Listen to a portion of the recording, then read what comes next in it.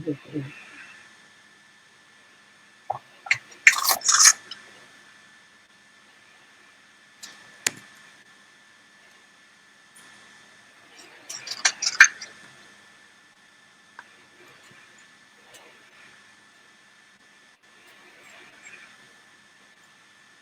dia a todos os alvoradenses que estão acompanhando mais um programa, o Toque da Alvorada, que é produzido pelo nosso coletivo Alvorada aqui de Belo Horizonte e que tem toda quarta-feira, aqui às 8 horas da manhã, tem trazido debates importantes aí para a nossa militância, para a nossa sociedade e que estão na ordem do dia aqui do nosso país.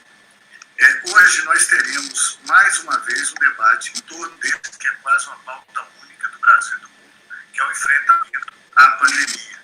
Então nós vamos pegar visões diferentes, né, de locais diferentes do mundo. Eu vou ter a participação de um professor, José Medeiros, que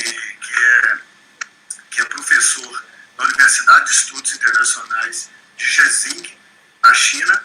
Nós teremos a participação do professor Naí Tupinambás, que é professor e médico infectologista, coordenador do Comitê de Enfrentamento ao Covid aqui de Belo Horizonte, e a também médica Caritas Basso, que é do Comitê de Enfrentamento à Covid-19 lá de São Paulo.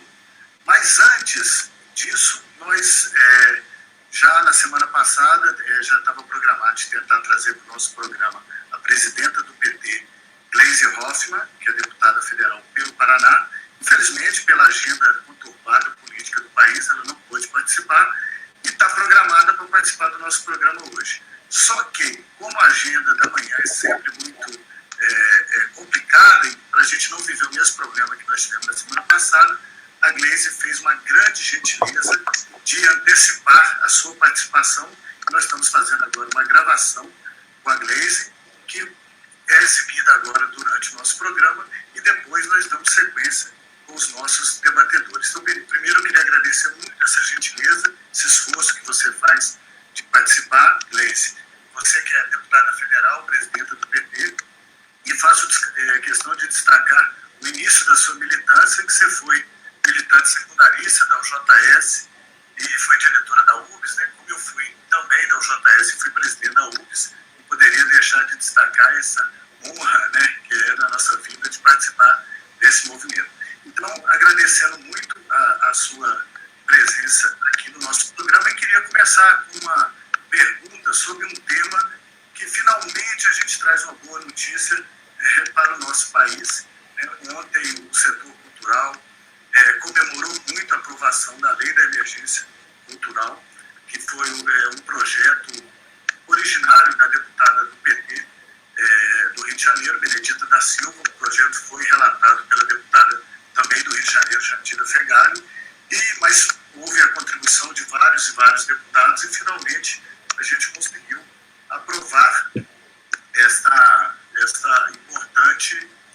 esse importante projeto, né, que foi o projeto de lei 1075, e que vai apresentar uma proteção social para o setor cultural, seja através de auxílios financeiros, através de contribuição para associações e espaços culturais.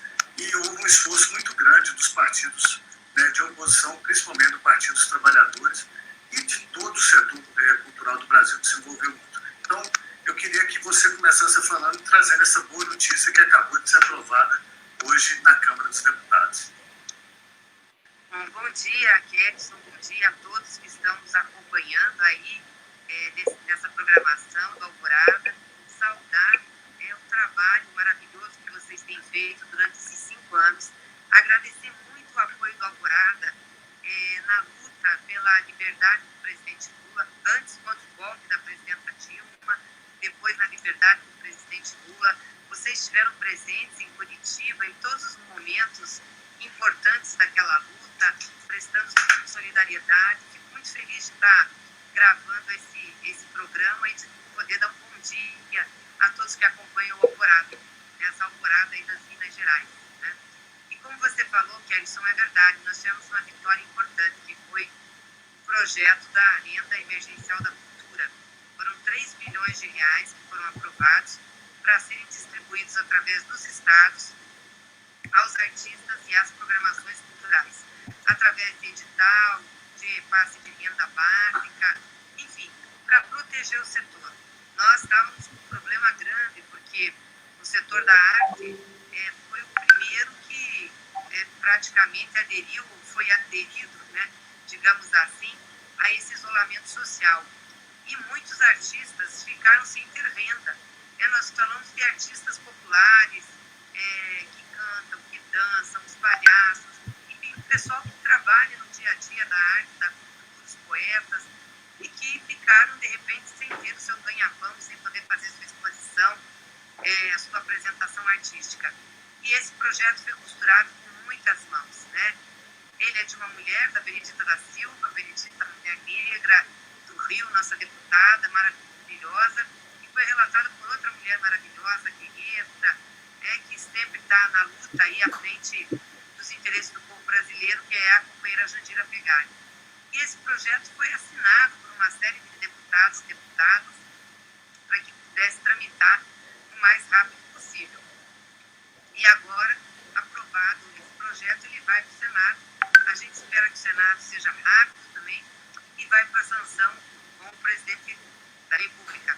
Esta pessoa que está hoje governando o Brasil, que é uma tragédia para o povo brasileiro. Nós vamos ter que fazer muita pressão.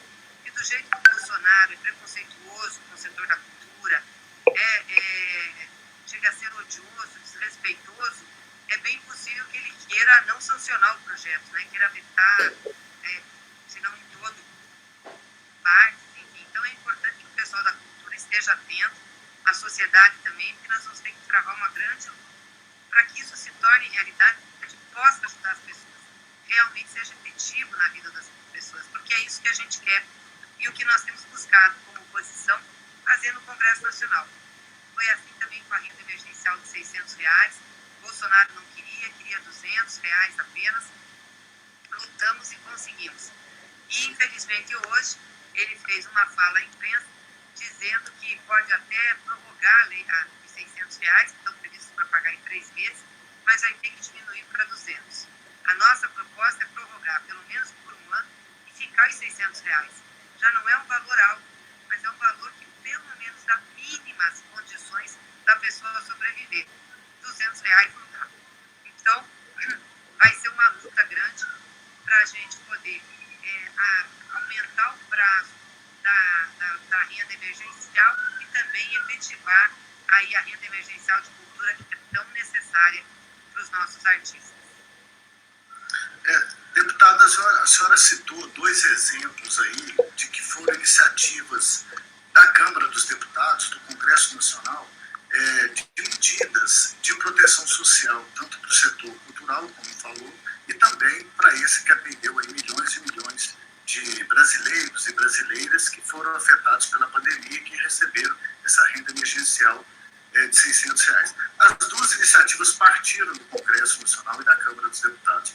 Então, o Bolsonaro e o seu governo tentam criar uma ridícula contradição entre vida e economia, mas, do ponto de vista de ações concretas, não apresentou absolutamente nenhuma saída, nenhuma proteção social para o país, para o enfrentamento da pandemia. Diferente de outros países, até países que ele cita como exemplo, como os Estados Unidos, países da Europa, que criaram vários tipos de proteção, ajuda às empresas, ajuda aos trabalhadores. Então, aqui, se não fosse a Câmara, nem esses R$600, como a senhora apontou, disso. Então, eu queria que você avaliasse como é que qual que é a avaliação sobre o enfrentamento do governo Bolsonaro à pandemia, essa que é um dos maiores desafios que o mundo todo tem, que é o maior problema que o mundo tem, e nós temos uma especificidade, que nós enfrentamos o mesmo problema que o mundo, só que nós temos um agravante, um problema a mais, que é o presidente da República.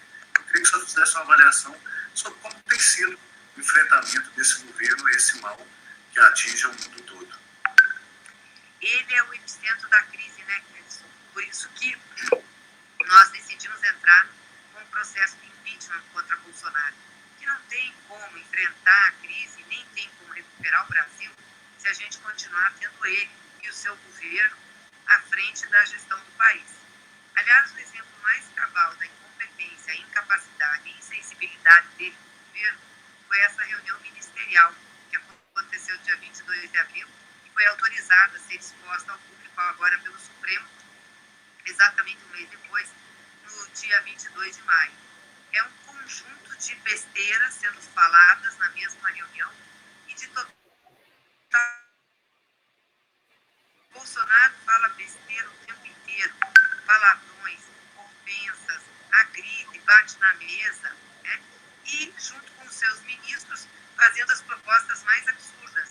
Liberação de armas, não ajudar a microempresa porque ela dá prejuízo, colocar a granada no bolso do servidor, privatizar o Banco do Brasil, privatizar as empresas estatais, abrir os cassinos no Brasil. Isso é só proposta que não traz nenhuma melhora ao país e não enfrenta a crise. Veja, eles fizeram uma reunião longa, pouquíssimo se falou ali de enfrentamento ao coronavírus, pouquíssimo se falou sobre ajuda aos estados e municípios, muito pelo contrário. Uma das ministras que tinha que prender governadores, o próprio Bolsonaro criticou os governadores e prefeitos. Eles não propuseram nada, falaram nada de respiradores, falaram nada de leitos de UTI, falaram nada de equipamentos de proteção individual, de contratação de médicos e de profissionais de saúde. Não deram uma palavra de solidariedade às vítimas do coronavírus, né? Às famílias que perderam seus entes queridos. A morte já é uma dor insuportável e nesse clima do coronavírus sequer as pessoas podem velar seus mortos. É uma tristeza o que nós estamos vivendo no Brasil. As pessoas com problema de renda, ele não pediu desculpas pelas filas que ele fez formar em frente à Caixa Econômica Federal, que ele não ajudou a melhorar o atendimento. Ele exigia CPF dos filhos das pessoas, exige ainda. Mas ele tinha tudo para pagar essa renda emergencial rápida e não pagou, fez as pessoas sofrerem. Até agora não saiu crédito para as micro e pequenas empresas. Agora nós entendemos por que não, né? Porque o Guedes disse que ajudar as micro e pequenas empresas é trazer prejuízo, é perder dinheiro. Então a cabeça deles é o tempo inteiro ligada na economia e no dinheiro. A vida não importa. As pessoas são estatísticas, números. Né? E daí? É assim que ele fala. Não tem capacidade. O que ele sabe fazer é brigar com todo mundo ao mesmo tempo.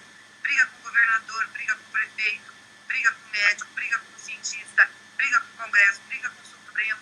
Não consegue coordenar uma ação do Estado brasileiro, do Brasil, para enfrentar essa crise. Veja, vai passar a crise mais grave sanitária, nós vamos ter que reconstruir o Brasil. Eles não tomaram nenhuma medida para isso. Não tem um plano de reconstrução nacional. Tudo que ele sabe é bater na mesa, brigar. Hoje, na frente do Palácio do Planalto, ele deu entrevista, aí depois ficou lá, rindo com os jornalistas, brincando, fazendo graça, falando de andar, reclamando que alguns jornais não mandaram para os jornalistas. Como é que alguém se porta assim? O país está sofrendo. O país está sofrendo com a morte das pessoas, com a infecção das pessoas pelo vírus, está sofrendo com o desemprego.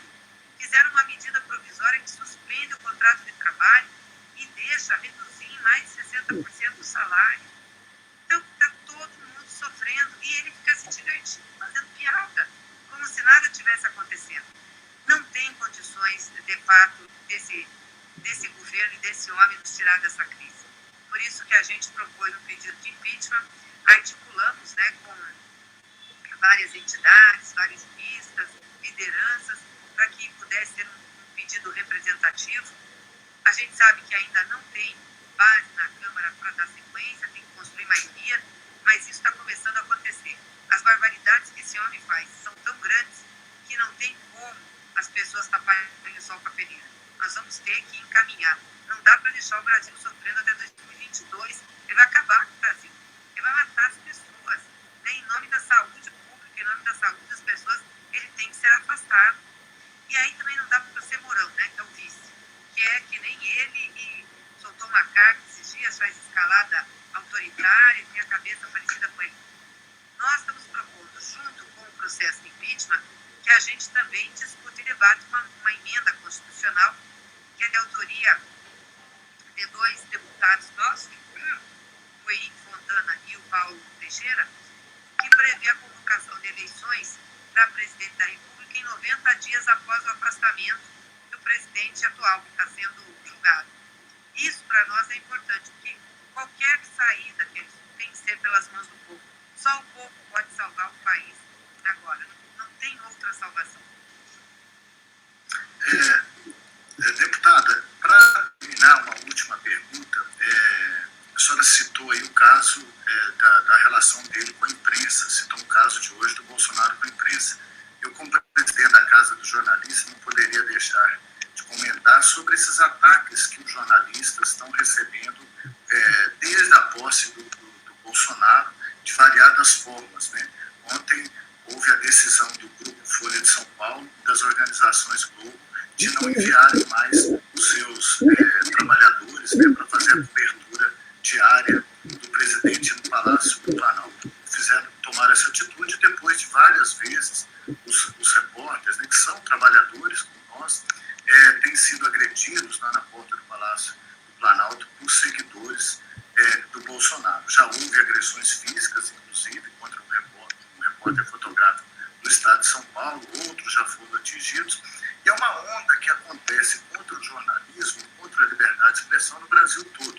Aqui em Belo Horizonte, há poucos dias, houve pichação de ameaças de morte a jornalistas em muros aqui da cidade. Um repórter cinematográfico da Rede Globo foi agredido, teve 2 dedos quebrados por um militante do Bolsonaro, e na cidade de Barbacena, aqui no interior de Minas. O equipamento dele foi quebrado. E por incrível que pareça, deputado, não sei se a senhora sabe, essa equipe de reportagem iria fazer uma matéria na EPICAR, que é uma escola de cadetes da aeronáutica que fica na cidade de Barbacena, justamente para denunciar que dentro dessa escola que não parou o funcionamento, né, no período da pandemia, hoje foi confirmado 193 casos de coronavírus dentro dessa escola que é ligada à aeronáutica, lá em Barbacena. A equipe estava indo filmar e o repórter fotográfico foi duramente agredido por um militante do Bolsonaro. Eu queria que o senhor comentasse, né, esse ataque à liberdade de expressão, à liberdade, aos jornalistas, aos trabalhadores, que faz parte dessa escalada autoritária liderada pelo Bolsonaro. Uma tristeza, né, Ketson, porque é contra os jornalistas, contra a liberdade de expressão, contra a informação. E hoje o que eu senti é que o Bolsonaro sentiu a decisão tanto do Grupo Folha como das organizações Globo de não mandar repórter lá. Eu vi que ele ficou reclamando, entendeu? Perguntando se tinha. Porque o que ele faz? Ele faz toda essa cena, tudo isso, mas ele sabe que vai ser noticiado. Então, para ele, importa isso, ele ser noticiado, ele ser assunto, ele ser falado, ele está na mídia, coesionar essa base dele, que é igual a ele, tem uma cabeça retrógrada de direita. Então, eu acho que talvez se tivesse um boicote aí dos meios de comunicação, pelo menos de parte dos meios de comunicação, e não falasse mais do que ele fala, do que ele diz, ele sentiria, entendeu? Porque ele ficou reclamando o tempo inteiro lá. E a gente vê que ele faz um esforço, e ele quer que a imprensa pergunte para ele, que a imprensa fique conversando com ele, porque é assim que ele monta o show dele. Ele monta o show para aqueles que são mais próximos, para coesionar, para pegar espaço, para brigar. É isso que ele precisa. Ele não está preocupado com o Brasil, ele está preocupado com ele e com os filhos dele. Com ele, com os filhos deles, com os amigos da família e com a família. É isso que ele deixou claro naquela reunião. Ele, inclusive, interviu na Polícia Federal para proteger os filhos e a família e os amigos. Então, é uma pessoa muito perversa, muito nefasta para o Brasil. E esse negócio de atacar os jornalistas, de estimular os seus seguidores a praticar violência, um homem que quer armar o país todo, que emprega a violência, e ainda tem a coragem de dizer que o seu slogan é Deus acima de tudo, que é cristão. Nada a ver o seu comportamento, que ele fala, com os preceitos cristãos. Então, a gente tem que denunciar isso, é muito grave. Eu quero solidarizar aí a categoria, a classe de jornalistas, o pessoal que está sendo, que está sofrendo.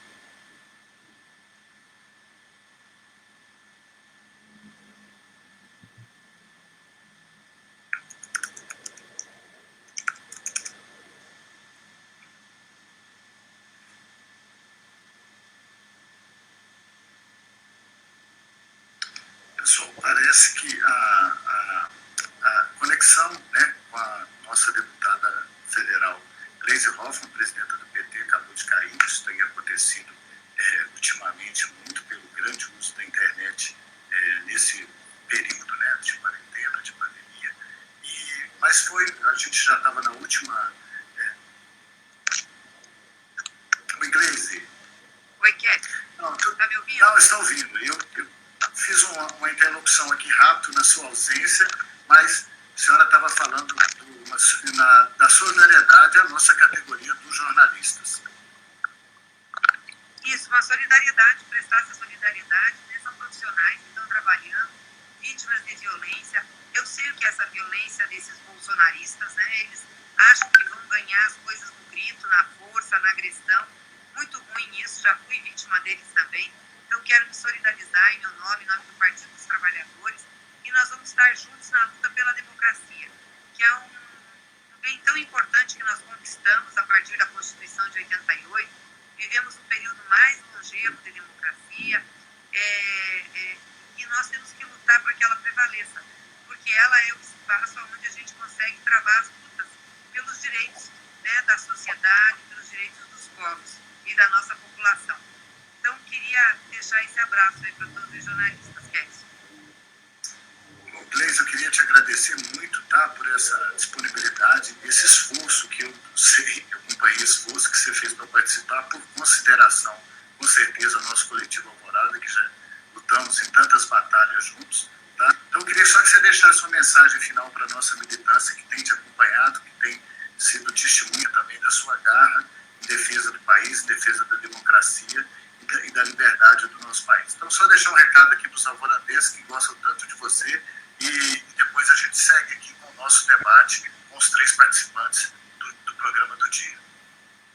Pelo jeito, novamente, nós tivemos um problema técnico, que é a conexão da nossa deputada, que tem agora dado uma entrevista aqui para o nosso programa do Alvorada, a Gleisi Hoffmann. Ela, infelizmente, a conexão dela caiu, mas ela já tinha concluído toda a sua participação aqui hoje no nosso programa. A gente só deixa um abraço para ela aqui, virtual, e agradecendo a sua participação. E daqui a pouquinho nós agora já convidamos aqui, chamamos os nossos convidados do dia, do nosso debate, que hoje discute a repercussão, né, em que momento que nós estamos no Brasil e no mundo no enfrentamento à pandemia do coronavírus. Então, começamos agora a sequência do nosso programa com o debate do toque da Alvorada.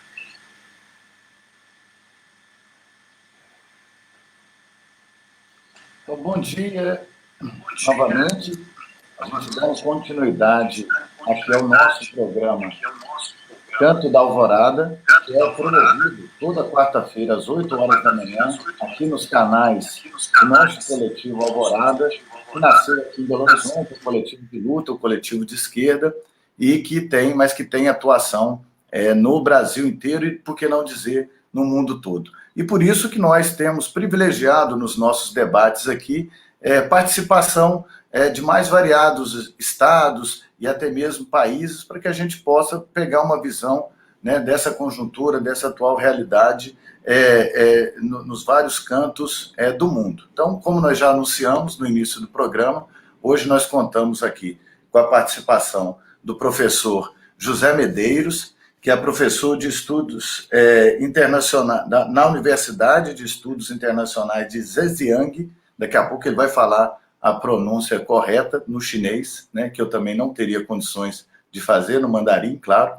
E também contamos aqui com a participação de 2 médicos aqui do Brasil que têm atuado na linha de frente do enfrentamento à Covid-19, a pandemia que tem aí aterrorizado o mundo todo. Nós daqui a pouco vamos abrir a palavra para 2 companheiros médicos, que é o professor Unai Tupinambás, aqui de Belo Horizonte, que participa aqui do Comitê de Enfrentamento ao Covid-19 aqui em Belo Horizonte, e da mesma forma outra médica infectologista, que é a Caritas Bastos, que vai dar um pouco a visão do enfrentamento à pandemia em São Paulo, na cidade e no estado de São Paulo. Então eu queria começar com uma pergunta, né, e chamar a participação do nosso convidado um pouco mais distante aqui, que é o José Medeiros, né, José? Eu, na segunda-feira, quando eu fiz o convite ao José, a gente fez uma videoconferência aí pelo WhatsApp, e eu pude participar da entrada dele na universidade, porque ele ia começar a dar uma aula.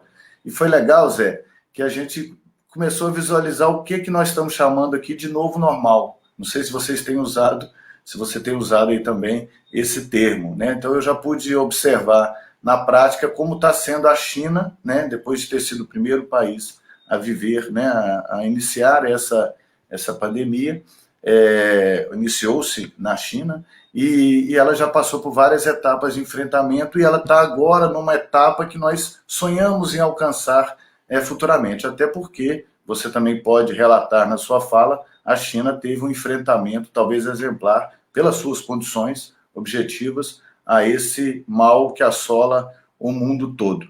Então, eu pude ver, né, você já dando aula na universidade, a universidade reaberta, né, e um pouco, né, até os alunos todos usando máscara e tudo mais. Então, eu queria que você falasse um pouco aí essa visão de como está, qual etapa que nós estamos agora aí na China, um pouco também como foi esse enfrentamento aí neste país. Você que já está, acho que mais de 12 anos, né, dando aula na China, aí você podia até falar um pouquinho como é que é a sua experiência também aí, de estar tão distante, estar representando aí o nosso país do outro lado do mundo. Então, seja bem-vindo ao nosso programa Toque da Alvorada, José Medeiros. Bom dia, né? Aqui já é noite, mas aí é dia, então bom dia para os amigos do Toque da Alvorada, ao amigo Kerrison, os colegas que agora estou tendo a oportunidade e a honra de conhecer, e para todas as pessoas que estão participando, ouvindo, né, ou que vão ver também posteriormente esse programa.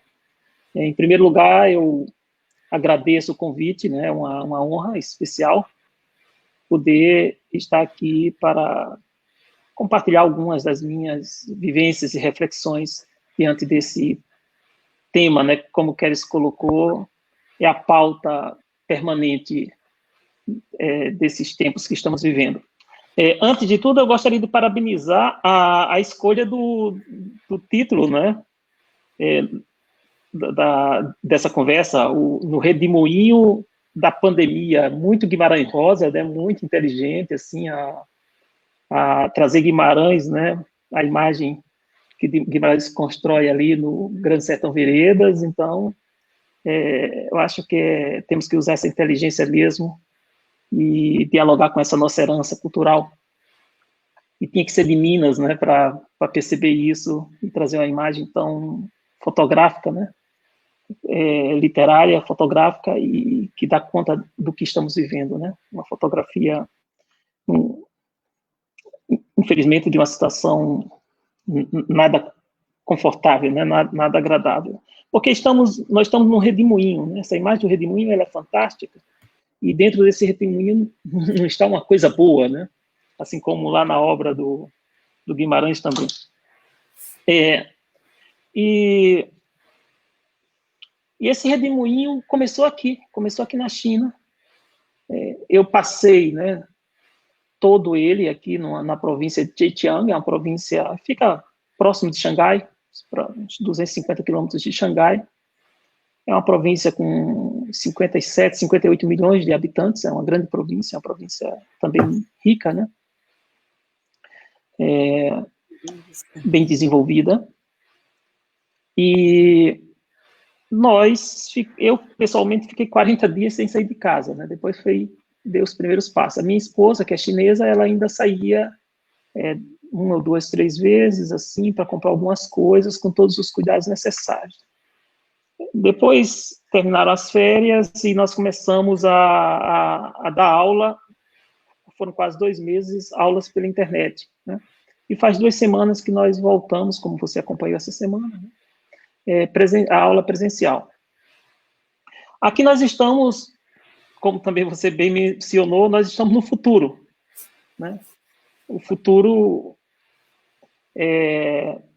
curiosamente, aqui eu estou um pouco na frente, né? Eu estou 11 horas, vocês estão 8, 9 da manhã, eu já estou aqui, que horas? Já estou aqui quase 8 da noite, então nós estamos um pouco na frente, não dá para saber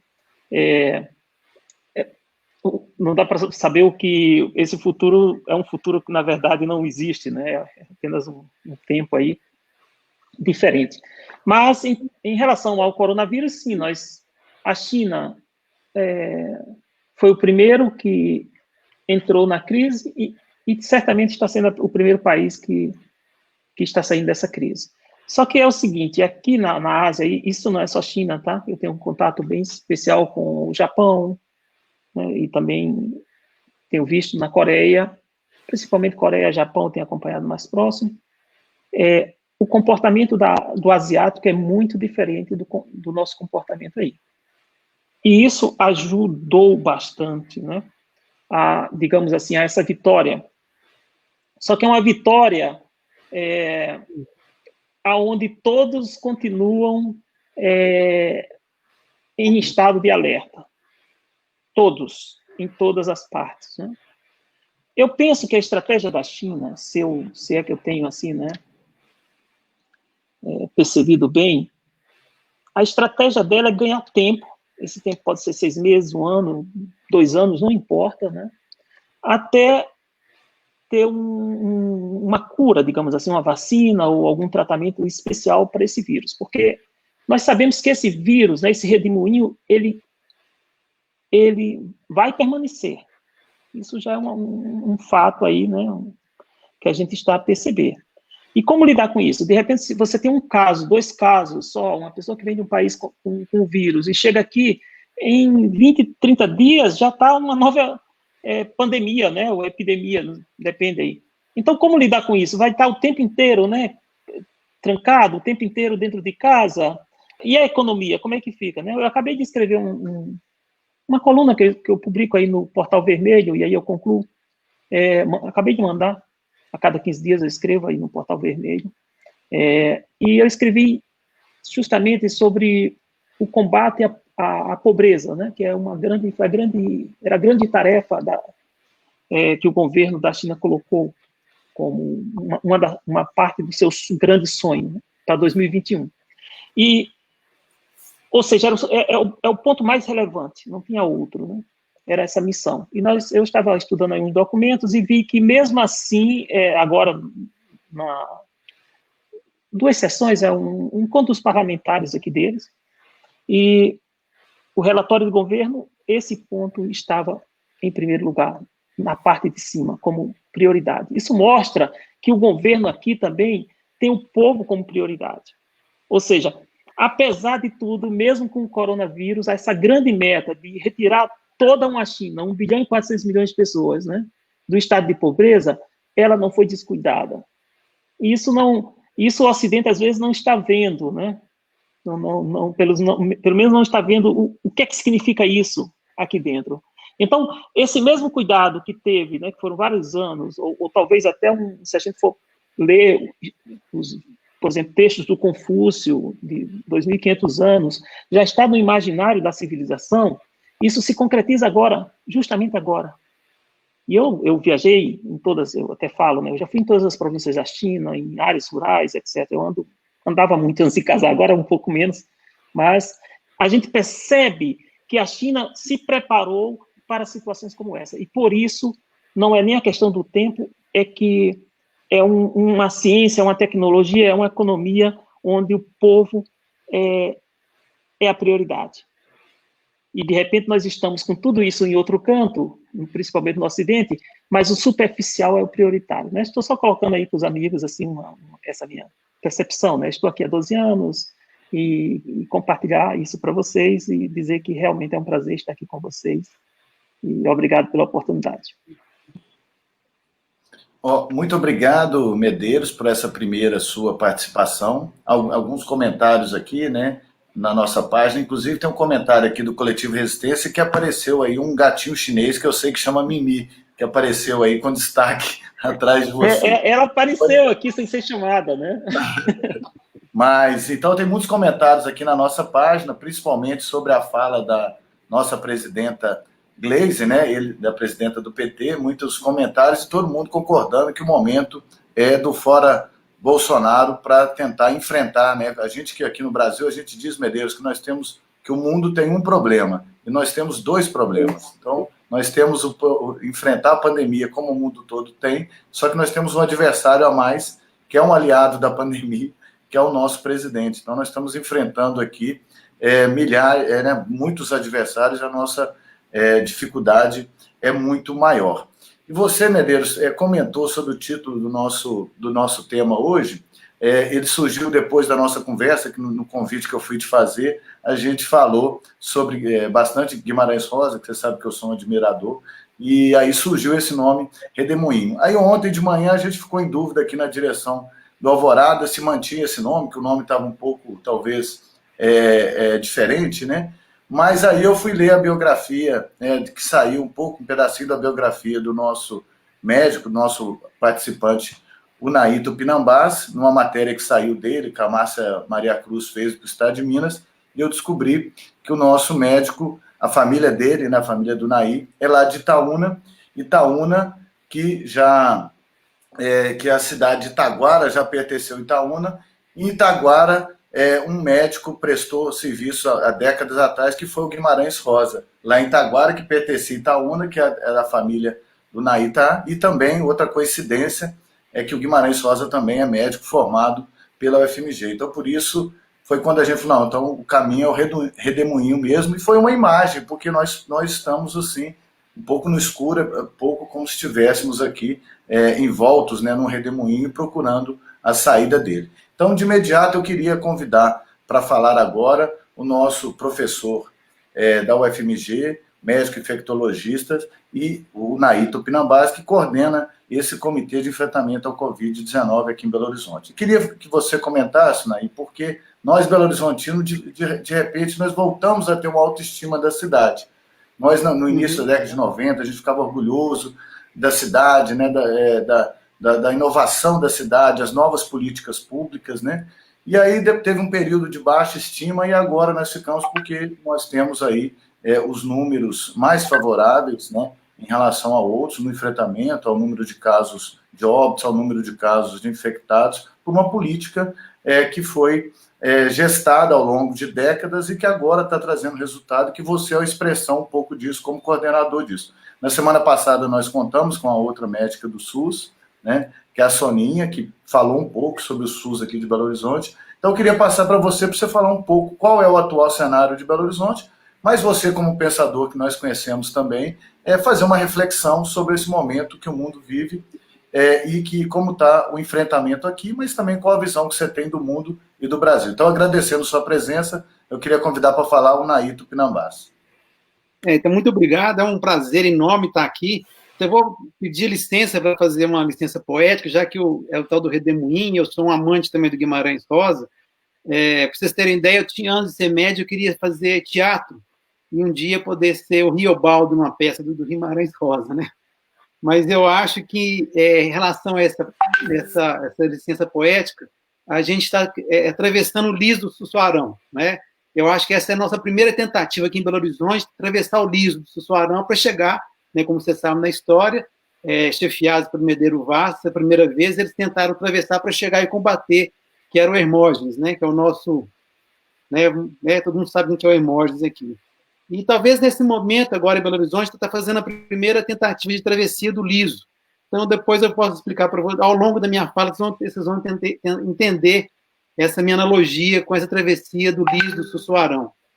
Eu achei bacana também o Zé Medeiros citar Confúcio, né, que parece que a China ela tem uma linha, né, e desde aquela época de Confúcio, os chineses já tinham uma tendência, não sei se eu posso falar, se depois o Zé Medeiros pode me corrigir, a respeitar, né, uma orientação de uma pessoa que está no seu líder, né? Mas, enfim, vou começar a minha fala, então, em Belo Horizonte. A gente teve realmente a Prefeitura de Belo Horizonte, o sucesso, ela vem, como você falou mesmo, né, que ele vem sendo construído desde a época da Prefeitura do Patrus, né? Depois o doutor Célio de Castro, veio o Pimentel, e agora o Calil, ele mantém essa estrutura do SUS, acho que está ajudando a manter. E é claro, cada vez a gente aprimorar a nossa assistência médica aqui em Belo Horizonte. É uma cidade que tem 100% de cobertura do PSF. Claro que isso está impactando no enfrentamento da pandemia. E a gente, por ter optado em fazer o isolamento A gente acha que não foi precoce, foi na hora certa. Nós começamos o isolamento 19 de março, no decreto da prefeitura. A partir desse momento, a gente viu que o isolamento social, que eu chamo de isolamento social, diferente do que aconteceu em Wuhan, nosso isolamento social aqui, ele foi interessante, porque Belo Horizonte é um caso para ser estudado, com certeza vai ser estudado pelos nossos colegas estatísticos, epidemiologistas, que nós tivemos um isolamento social, no seu pico era de 70% em finais de semana. E ele se mantinha nas primeiras semanas após a do decreto, em março, em abril, mantendo em torno de 60%, variando 55%, 60%, e com o tempo, né, é diferente, mais uma vez, diferente lá da China, num país tropical, as pessoas ficarem em casa é muito difícil. Né? Foram 2 meses de isolamento social, que ao longo das semanas, a gente conseguiu controlar a transmissão. Há críticas, né, que nós não estamos fazendo, isso é uma verdade, mas esse monitoramento que a gente está fazendo em Belo Horizonte é através de leitos de CTI, leitos de enfermaria. Ao longo desses 2 meses, a nossa ocupação ela ficava sempre abaixo de 50%, momentos até abaixo de 30% de ocupação. E assim foi, ao longo desses 2 meses, nós reduzimos, acho que a população tem que entender um pouco isso, reduzimos o tal do R0, que é a taxa de transmissão da doença, a despeito de ser um cálculo muito ainda errático, a gente colocou esse R0 abaixo de 1, sinais de que a gente poderia vencer a epidemia. Só para trazer uma notícia para quem está nos ouvindo, acho que é importante a população entender isso, né? Acho que a educação ela é libertadora, então eu acho que, por exemplo, o R0, quando ele fica de meio, por exemplo, a gente acaba com a epidemia. O que é o R0 de meio? A cada 10 pessoas, 5 vão contaminar 5, essas 5, 2, 1, e aí acaba a epidemia. Isso que aconteceu em Wuhan, aconteceu na Alemanha e vários países que propuseram isolamento. Pois bem, então a gente fez o isolamento, junto com o isolamento, uma campanha maciça aqui em Belo Horizonte, né? Logo nas primeiras semanas após o isolamento, a gente propôs o uso de máscara. A máscara, a gente tinha uma discussão nossa, na nossa fala, inclusive a minha fala, a primeira fala, na aula que eu dou em dia 29 de janeiro, né, estudando os casos de Wuhan, a gente fala que a máscara seria para o profissional de saúde e o paciente assintomático, era assim que a gente fazia, enfrentou H1N1, e as coisas foram mudando, a gente viu que tinha a questão da transmissão do assintomático, né, que é talvez a mais importante transmissão. Eles transmitem 3 dias antes de apresentar o sintoma, daí a importância de eu usar a máscara, né? A máscara vai proteger o outro, e o outro usando a máscara me protege. Aí teve a distribuição de 2 milhões de máscaras 2 milhões de máscaras para a população mais vulnerável, campanha de isolamento social, campanhas de distanciamento social, lavação de mãos, né? Aí, né, mudamos o discurso, não precisa ser álcool 70%, porque, né, não tinha álcool, era caro, enfim, era água e sabão, era o suficiente, como lavar a mão e tal, e nós fomos caminhando nessa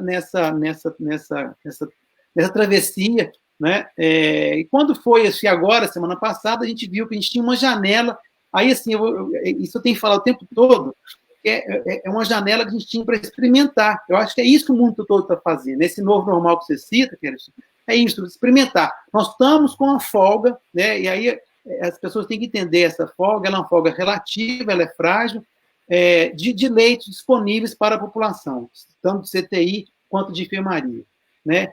E 2 meses depois, repetindo, né, que eu falei, num país tropical, onde as pessoas, né, que nós estamos nesse ambiente aqui, o governo não facilita, muito antes, pelo contrário, dificulta o acesso a essa renda mínima, que é mínima, né, com a precarização dos trabalhadores, né, 40% da mão de obra ou mais é terceirizada ou precarizada, é a uberização da nossa sociedade, e com dificuldade de se manter, né? E as pessoas estavam começando a relaxar, estavam começando a não respeitar o isolamento social, lógico que tem a ver com a postura errática, eu acho que nem tão errática assim, eu acho que ela tem uma postura do nosso presidente, ele saindo na rua, saindo nas manifestações, apoiando, enfim, aquela coisa dantesca, que não tem a pandemia e tem o pandemônio, né? Nós estamos tentando enfrentar 2 coisas, a pandemia e o pandemônio.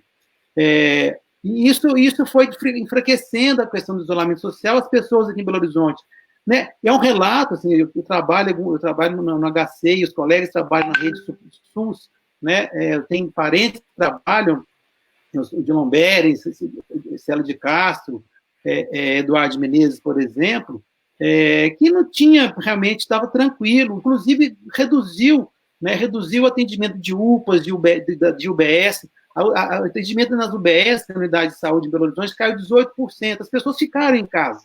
As pessoas entenderam a mensagem da nossa gestão aqui em Belo Horizonte, do sul de Belo Horizonte. E reduziu acidente, inclusive reduziu síndrome gripal nas crianças, né?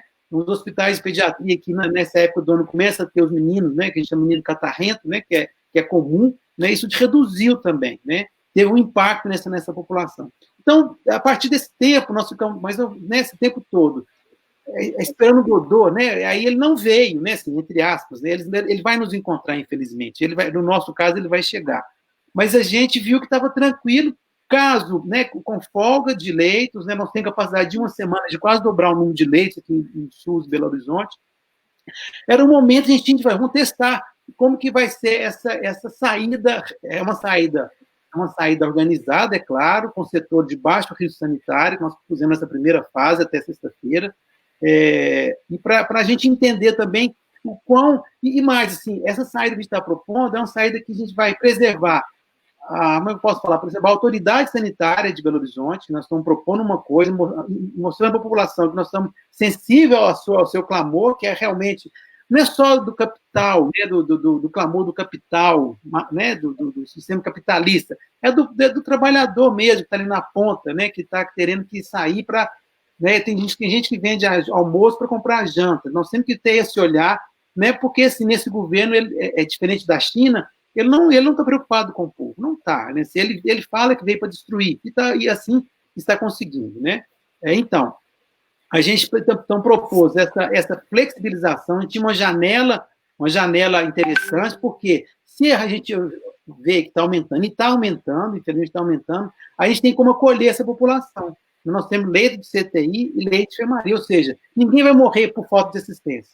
Né? E se, né, a gente vê que realmente está aumentando, na reunião que nós tivemos com a prefeitura, nesse comitê que o prefeito participou, ele falou claramente, eu fecho a hora que vocês mandarem, né, assim, que a autoridade sanitária, que é o comitê e os técnicos da Secretaria de Saúde, falou assim, se vocês mandarem fechar, eu fecho amanhã, né? E se precisar, eu faço lockdown. Então, eu acho que a gente não sabe também, que já estou caminhando para o final, qual vai ser o impacto do uso de máscara, da sensibilização da população ao uso dessas ferramentas que a gente chama não farmacológicas, que é a máscara, a lavação de mãos, e o distanciamento de 1,5 m e 2 metros, o controle de entrada em estabelecimentos comerciais, né? Tem trabalhos aí da China, da Alemanha, que dentro de supermercados, sacolão, drogaria, enfim, você vai de máscara, fica lá o tempo necessário para comprar e voltar, fica menos de meia hora, não há transmissão do vírus nesses ambientes, né, com esses cuidados todos, enfim. A gente está testando, ver se a população parece, pelo menos onde que eu tenho andado, na região central, quando eu vou na prefeitura, e na região hospitalar, 90% de máscara, mesmo que ela use a máscara no queixo, alguma hora aquela pessoa vai colocá-la no nariz. Quando ele for entrar para comprar alguma coisa, ele com certeza vai colocar no nariz. Aí ele colocando a máscara no nariz, me protege. Né? Eu com a máscara protejo ele. Lógico, ele manipulando a máscara de forma inadequada, ele pode não estar se protegendo, mas quando ele põe ela em cima do nariz, ele me protege. Então, eu acho que é isso, sim, eu acho que queria falar era isso. A gente está, né, só para falar para quem está nos ouvindo aqui, há um compromisso, assim, da prefeitura de fechar imediatamente caso a gente consiga estar percebendo que a coisa está aumentando. Né? Isso foi uma reunião que nós tivemos, acho que segunda-feira, ele nos chamou, vai ter uma reunião amanhã outra vez, né? Se nós falamos tem que fechar, vai fechar. Então, isso é importante, a população está sabendo.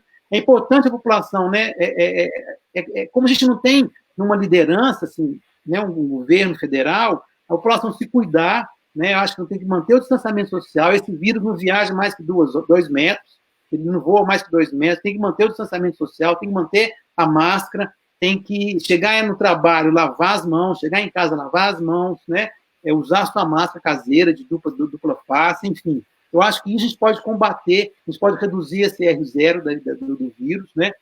Mas eu acho, infelizmente, que a gente, no Brasil, nós não atingimos o teto ainda, né? Eu acho que como o nosso buraco, né, ele não tem fundo, o nosso teto também não tem não consegui chegar no teto ainda. Nós estamos caminhando para a pior tragédia sanitária do Brasil e nós vamos ser, vergonhosamente, um país que vai ter mais casos. Acho que nós vamos conseguir passar, talvez, em números absolutos dos Estados Unidos e, infelizmente, número de mortes. Eu acho que esses 2 meses, né, eu achava que ia terminar em junho, mas não vai terminar em junho. Nós vamos ter essa pandemia com casos mais graves até julho, até aí, a partir daí vai começar a cair. E nós entramos no verão, aí a coisa pode ter um controle, mas, como foi falado aqui, esse vírus vai ficar, vai ser falando. Mas eu termino por aqui para a gente poder deixar o aberto o debate. Tá bom, muito obrigado, Unai. Tem muitos comentários aqui na nossa página, aqui no Facebook e no YouTube, né? E você tem um fã-clube muito grande que está crescendo cada vez mais, viu, Unai? Depois você dá uma olhada aqui. Inclusive, tem gente aqui já te lançando candidato a prefeito de Belo Horizonte. Não sei se você já pensou na hipótese, mas tem aqui já colocado. E você aprofundou as metáforas roseanas, né? Então, nós começamos o programa dizendo que nós estamos no meio de um redemoinho, e você disse que nós estamos no meio do liso do Sussuarão. Então, para quem conhece o Grande Sertão Veredas, sabe que nós não estamos em bons lençóis, porque nós estamos no meio de um redemoinho, no meio do liso do Sussuarão. Então, ou seja, não é um momento fácil que nós estamos enfrentando. Então, tem muitas colocações aqui, depois a gente vai voltar para o Nair, muita gente perguntando ele, ele já falou um pouco sobre essa flexibilização que deu aqui em Belo Horizonte, algumas pessoas perguntando sobre o retorno das escolas, né, depois de Belo Horizonte, depois o Nair também pode falar sobre isso. Tem uma pergunta aqui que é inclusive é de uma médica, né, que é a Tainá, que ela pergunta como nós saberemos os resultados sem testagem em massa, que é um problema do Brasil, que é um dos países que menos pratica a testagem. Então, é uma pergunta que fica, que eu queria passar essa pergunta para a Cáritas, que é a próxima debatedora aqui a falar no nosso debate. Então, se você puder, dentro da sua colocação, analisar essa questão da testagem, Cáritas, além de que você vai trazer para nós uma visão de São Paulo, né, da sua vivência do enfrentamento à Covid-19 em São Paulo, que foi o primeiro local no país que iniciou-se, né, a transmissão da pandemia, e que tem números, inclusive os maiores números do país, por vários motivos, mas que também, ao mesmo tempo, pelo que a gente acompanha pela imprensa e acompanha um pouco de longe, tem tido uma atitude responsável dos 2 governantes, tanto o prefeito quanto ao governador, apesar das nossas diferenças ideológicas, mas que também, e eu quero ouvir de você também sobre isso, como tem sido esse comportamento, como tem essa política pública que tem sido desenvolvida para enfrentar a pandemia. Então, eu queria ouvir agora a nossa convidada, a Cáritas Bastos, que a gente agradece muito por sua participação. Então, você traz uma visão sobre São Paulo e, se puder, comentar dentro da sua fala essa questão da testagem em massa, que outros países, alguns países praticaram, e que no Brasil está muito longe disso. Então, muito obrigado, com você a palavra. Muito bem. Eu quero começar agradecendo, né, ao programa Toque da Alvorada, muito interessante. Para mim está sendo uma honra participar desse debate, inclusive ao lado de um companheiro de muitas batalhas, né? Ainda do tempo que trabalhamos juntos no Ministério da Saúde, ele mocinho, eu mais senhora, né? Que ele é um rapaz ainda muito mocinho, o Nair, e fico muito feliz de poder compartilhar esse momento com ele. Quero agradecer ao Kerrison, ao Pedro, ao Alexandre, a Bel, né, que foram muito simpáticos e nos apoiaram muito em relação ao trabalho e a proposta dessa conversa de nossa hoje. Mas eu quero começar, então, dizendo o seguinte: São Paulo é o que foi dito pelo Kerrison, nós estamos com 86 mil casos, né? E isso significa 40% dos casos do Brasil, que está em torno aí de uns 400 mil, e no Brasil estamos com 25 mil óbitos, e São Paulo com 6.500. São dados de ontem, de 26 de maio. E a cidade de São Paulo, o município de São Paulo, tem metade dos casos e metade dos óbitos do estado de São Paulo. Embora o município tenha em torno de 26, 27% da população, o município de São Paulo, ele tem 56% dos casos, né? Então, é uma cidade muito populosa, com 12 milhões de habitantes, né? Um estado de 44 milhões, que é próximo ao que disse o Medeiros da província que ele está lá, que ele disse que era de 50 milhões, fiquei aqui comparando com o estado de São Paulo, mas, enfim, nós estamos vivendo um momento bem, assim, um pouco diferente de Belo Horizonte, né? Nós estamos numa ascensão da epidemia ainda, né? Não chegamos no famoso achatamento da curva, muito embora a nossa velocidade esteja menor do que a velocidade de crescimento do país. CR0 que o Nai disse, em São Paulo ele está menor. A última vez que eu vi informação sobre isso era em torno de 1,2, se não me engano. Então, a gente está numa velocidade menor, a um custo muito alto do ponto de vista econômico, né? E acho que, assim, foram tomadas várias medidas, assim, como disse o Kerisson, independente das nossas diferenças em relação ao governador e prefeito de São Paulo, o governador de São Paulo está nos surpreendendo positivamente, né, no sentido de ter tido uma postura bem firme, né, frente a esse redemoinho mesmo, está muito apropriado esse nome, nós estamos no meio de um furacão, né, é uma situação mesmo de atordoamento, porque não há como dizer nesse momento exatamente para onde o país vai seguir, para que rumo essa pandemia vai tomar no país, né? E os estados, por sua vez, ficam muito prejudicados pela posição do nosso presidente. Quer dizer, nós não temos uma coordenação única. Nós estamos com o Ministério da Saúde totalmente militarizado. Nem na época da ditadura, eu vivi essa época pela minha idade, a gente teve tanto... Não tivemos, o Ministério da Saúde não foi invadido por militares como está sendo agora, né? Então, não temos uma coordenação da campanha, isso prejudica muitos estados, né? Prejudica porque tem contra-informação, prejudica porque não há repasse dos recursos para os estados, que já estão em dificuldade de enfrentar a pandemia, né? Não há recursos para a população pobre, como disse o Nai, 40% trabalham no mercado informal. Isso foi, digamos, piorado nos últimos 2 anos pós-impeachment, né, com as leis trabalhistas que tiraram a proteção social dos trabalhadores, agora também com a Previdência, enfim, nós estamos vivendo a pandemia e o pandemônio encarnado numa figura, né, que cria uma celeuma, conflitos, contradições, que prejudica muito a condução da pandemia nos estados.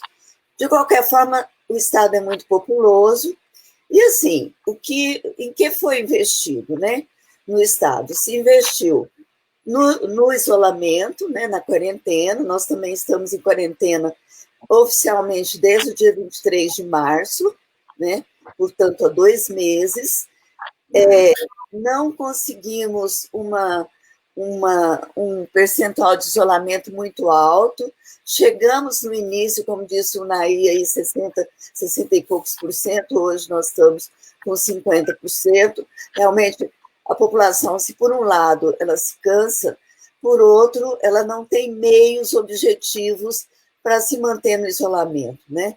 Nós temos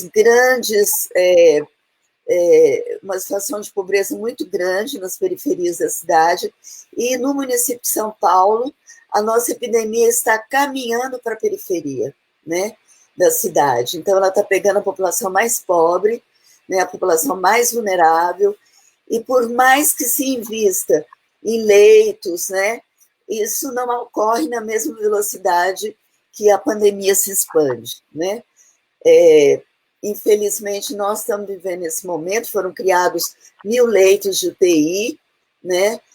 A partir do começo de maio, tornou-se obrigatório o uso de máscaras aqui em São Paulo, mas nós estamos ainda numa situação à beira de um lockdown, né? O que a gente percebe é que as nossas autoridades estão tentando evitar esse lockdown, né? E uma das tentativas últimas agora aconteceu nesta última semana, que foi uma decisão do governador de antecipar os feriados para manter as pessoas em casa e aumentar o isolamento, e não rendeu muitos frutos, porque o isolamento está em torno de 51%, no domingo ele estava em 55%, na segunda-feira, que foi decretado feriado também, antecipado feriado de 9 de julho para 25 de maio, o isolamento chegou no máximo de 55%. Então, nós estamos aqui numa batalha muito difícil, né? Eu não diria inglória, porque eu acredito na força da nossa sociedade, do nosso povo, né? E nós vamos lutar contra esse atraso, com certeza.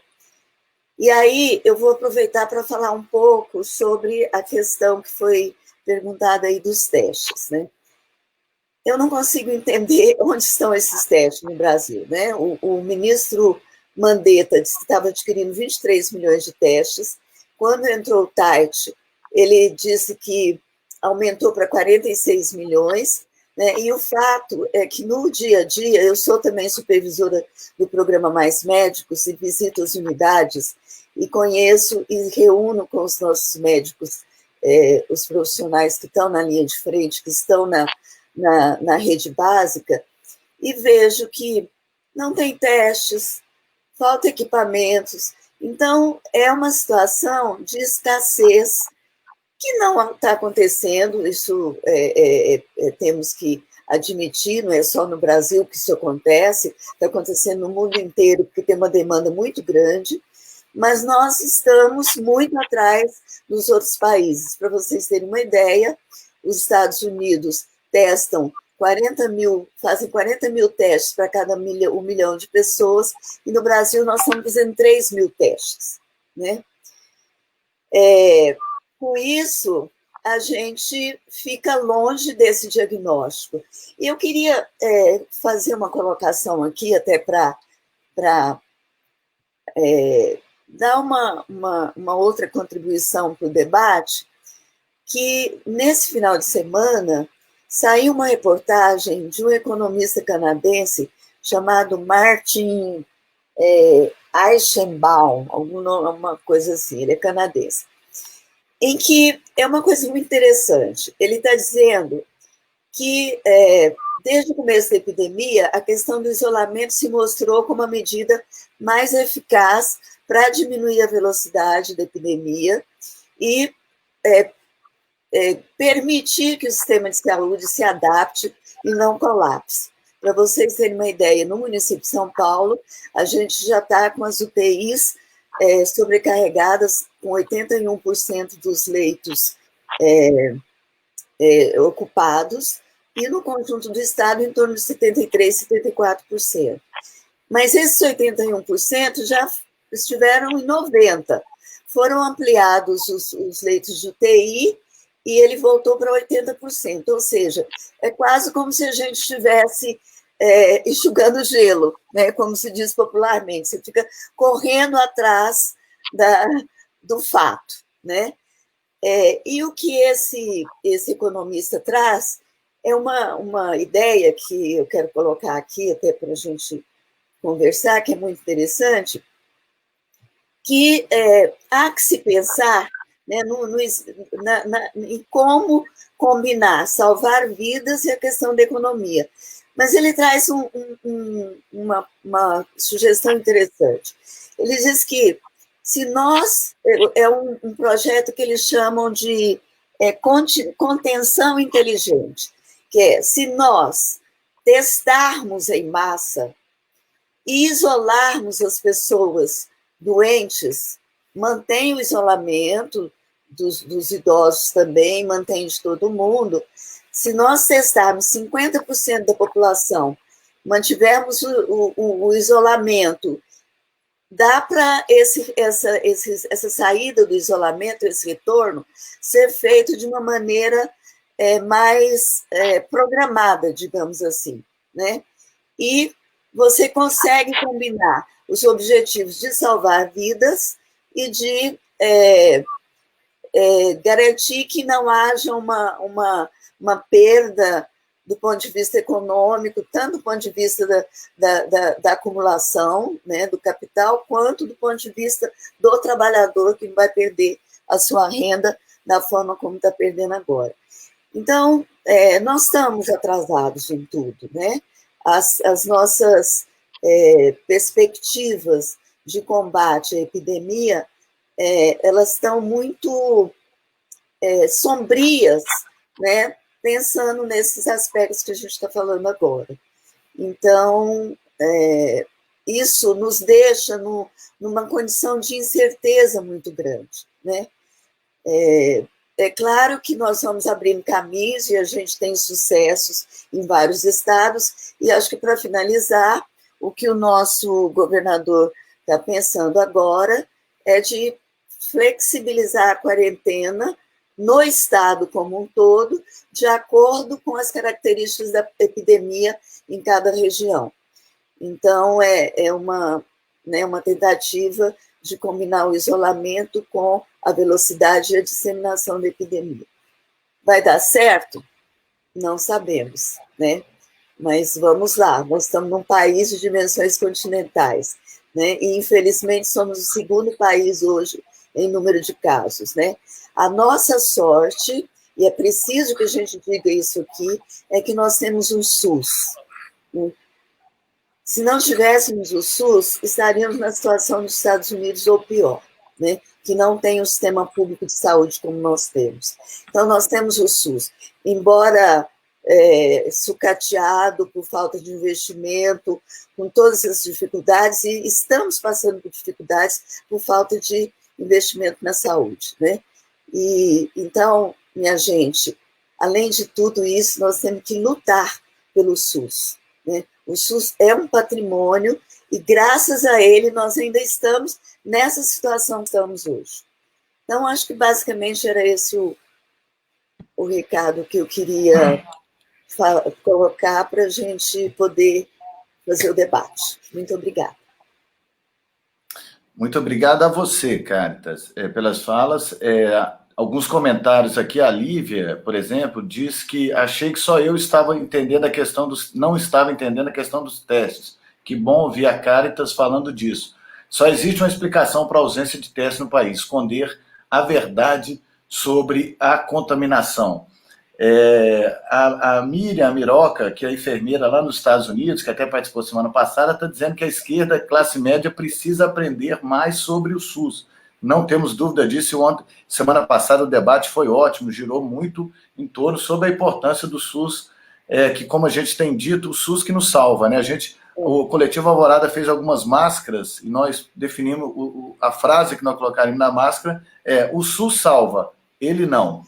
Então, é o que está nos salvando. Felizmente, nós temos essa rede, e como o Nair falou, Belo Horizonte é privilegiada porque tem um investimento há anos, né, há décadas aqui nesse sistema de saúde, e essa política pública de Estado, muito mais que de governo, que mesmo sob governos de direita, governos que não dão importância ao investimento público, como você tem uma política de Estado implementada, você consegue enfrentar, como nós estamos enfrentando, apesar dos governantes de plantão. Então, isso mostra a importância desse. Tem muitas perguntas aqui, principalmente por Nair, até porque os participantes são aqui de Belo Horizonte, muitas dúvidas. Eu vou passar daqui a pouco, mas eu queria aproveitar a presença do José Medeiros, que não é todo dia que a gente tem alguém diretamente da China conversando com a gente. Eu queria que você fizesse um comentário, até muito mais na sua área, Medeiros, que é das relações internacionais, eu sei da sua especialidade nesse tema.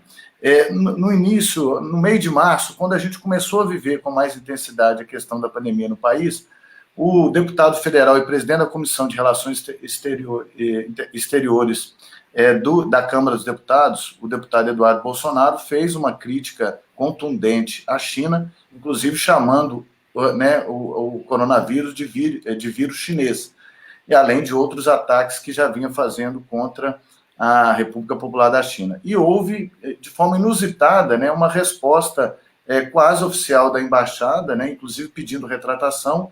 Outras instituições do país, como o Congresso Nacional, o STF, se adiantaram em mandar, em se diferenciar dessa posição e querer manter uma boa relação com a China, né? Mas isso repercutiu muito, e no início aqui da crise houve até uma suspeita de que a China tinha feito algum tipo de retaliação, não enviando insumos, não enviando respiradores, né, que já estavam negociados aqui para o nosso país. Então, eu queria, Medeiros, que você comentasse essa relação Brasil-China com o novo governo Bolsonaro, né, e como você avalia, né, essa atitude da China, né, como você avalia essa relação entre os dois países, que vinha muito bem, né, tanto é que a China é o principal parceiro comercial do nosso país, mas que, em função desse pandemônio que dirige o país, como nós já comentamos, é mais uma área do país que está ameaçada. Então, se você pudesse contribuir com essas informações, seria muito bom para a gente. Antes, né, parabenizar aí os nossos médicos, que certamente estão nessa linha de frente, né? E sem vocês, o que seria de nós, né, do nosso povo? O que seria de nós brasileiros? Então, vendo vocês dois assim, eu penso todos os médicos, né, todo o pessoal da área de saúde que participam direto ou indiretamente dessa grande frente de batalha. Como o doutor Nair falou, né, o Confúcio realmente tem a parte da obediência, digamos assim, os ritos e as relações, né, isso é fundamental, e isso é bem provável que isso tenha... É bem provável não, certamente. Isso se espalhou principalmente na dinastia Ming, que foi uma dinastia muito famosa aqui, em 1960, e se espalhou pela Ásia, pelo Japão, pela Coreia, até um pouco no Vietnã.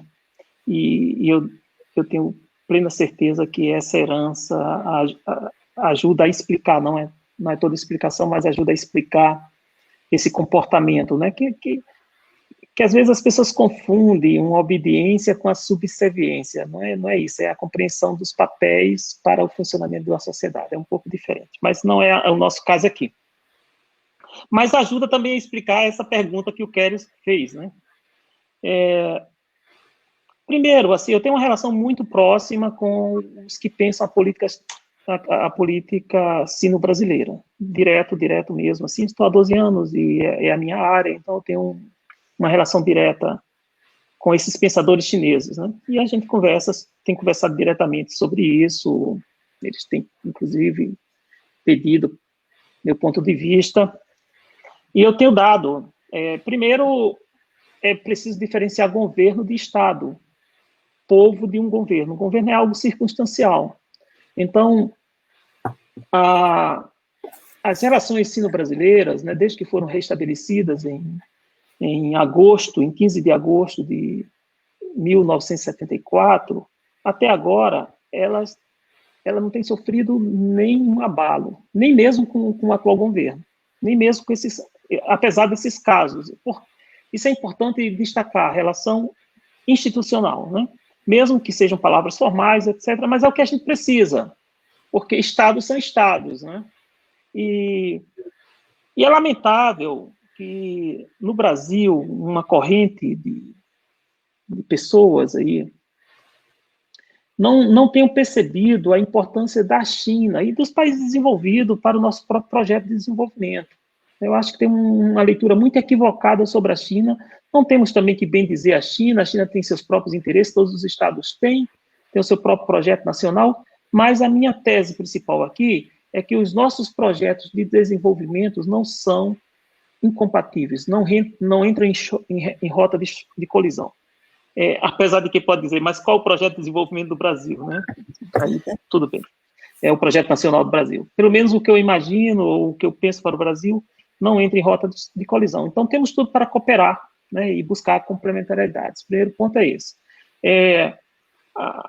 Nesse diálogo com esses meus colegas, depois eu senti, eles compreenderam a composição diversificada do governo. Então, por exemplo, tem que o Eduardo Bolsonaro pertence a uma ala que está diretamente ligada a hoje uma das principais vozes contra a China no mundo, que é o Steve Bannon, né?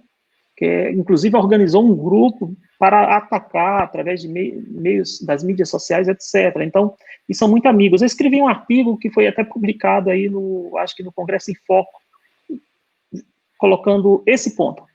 Então, no momento que a China percebeu isso, não foi fácil para a China perceber isso, aquela reação do embaixador, você pode perceber que depois ele mudou o comportamento. Aquela reação demonstrou justamente que eles não estavam percebendo o jogo de contradição que existe no Brasil. Então, você pega o governador de São Paulo, os empresários aí em São Paulo, os empresários do agronegócio, todo mundo interessado nas relações com a China, em boas relações com a China, né? Então, no momento que também você penaliza um país, ou você, por causa de um pronunciamento de uma pessoa, você começa a ter retaliações, isso é péssimo para relações. Então, eu deixei muito claro isso aqui para eles. Acho que não foi porque eu falei isso, mas eles perceberam porque estavam percebendo o mesmo fenômeno, e a rota foi corrigida, o que é muito bom, né? Porque, na minha opinião, é muito bom. Infelizmente, a situação do Brasil, vocês estão aí, apesar de ter contato com minhas irmãs, né, moram lá no Rio Grande do Norte, Canabrava, uma comunidadezinha, estão isolados, eu converso, eu vejo que é muito difícil a situação deles e de todos.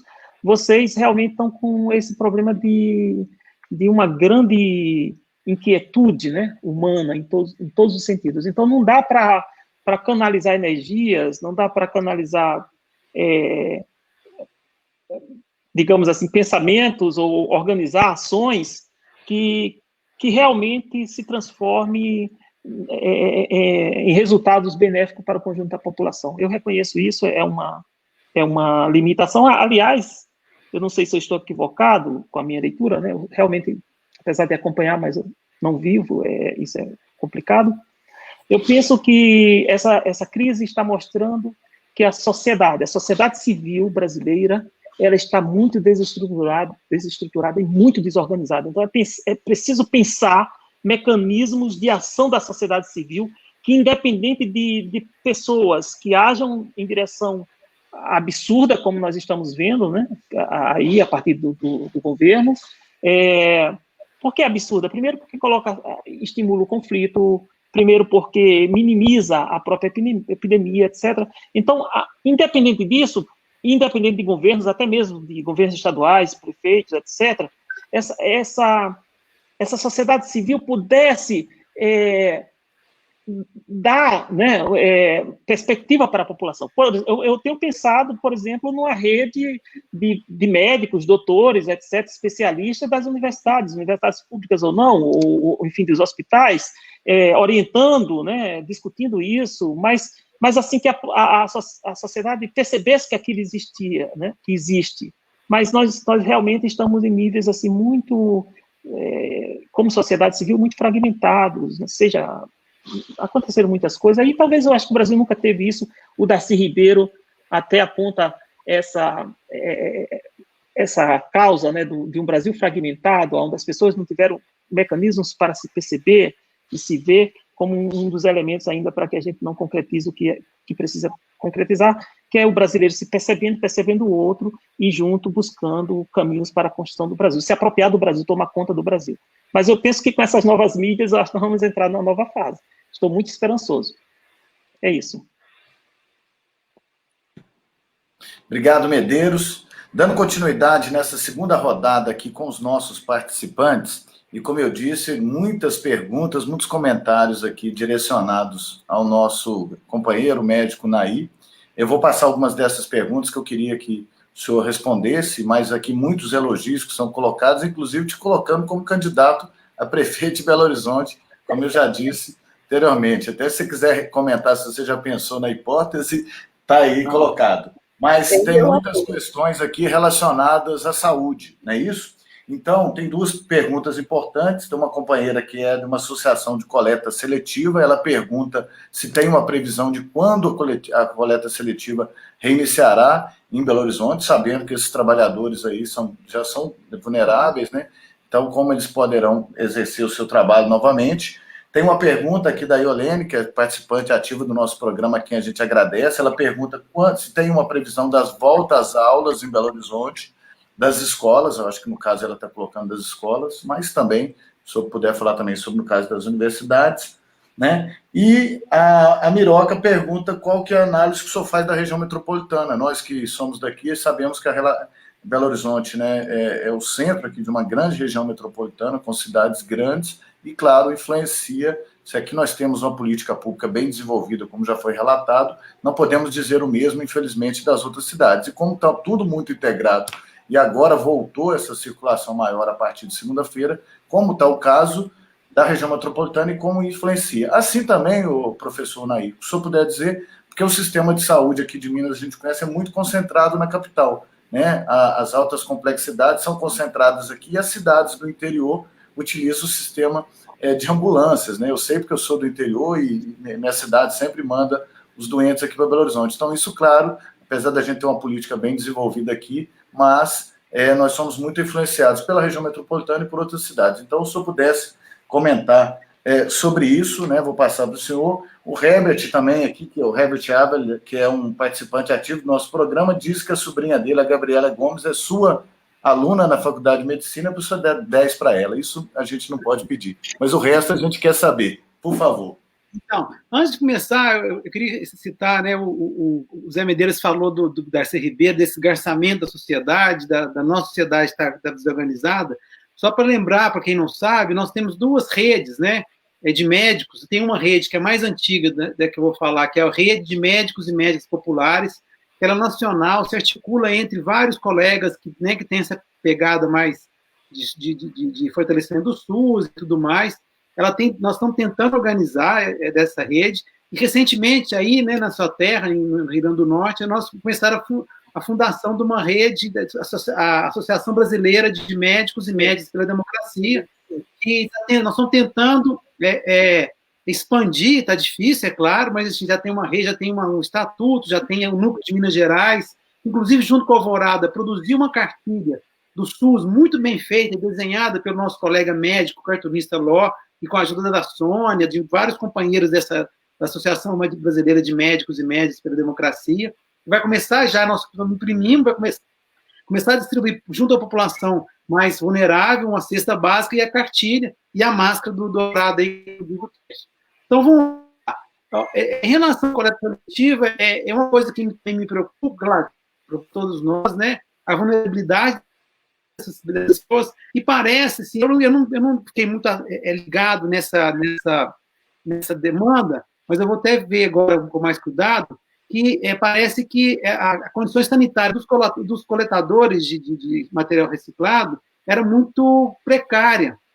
Então, assim, era muito tumultuado num galpão, muito próximo, enfim, e a gente achava que, quer dizer, eu não participei, né, dessa discussão, foram os colegas da Secretaria Municipal de Saúde, eles acharam que poderia ter um risco sanitário muito grande, né? E daí essa medida. Pode ser que a gente, vou ver, você tentar discutir isso um pouco mais, como liberar, né, poucos trabalhadores por dia, claro que com máscara, claro que de distanciamento social. Eu não tenho ideia quando vai ser, não, tá?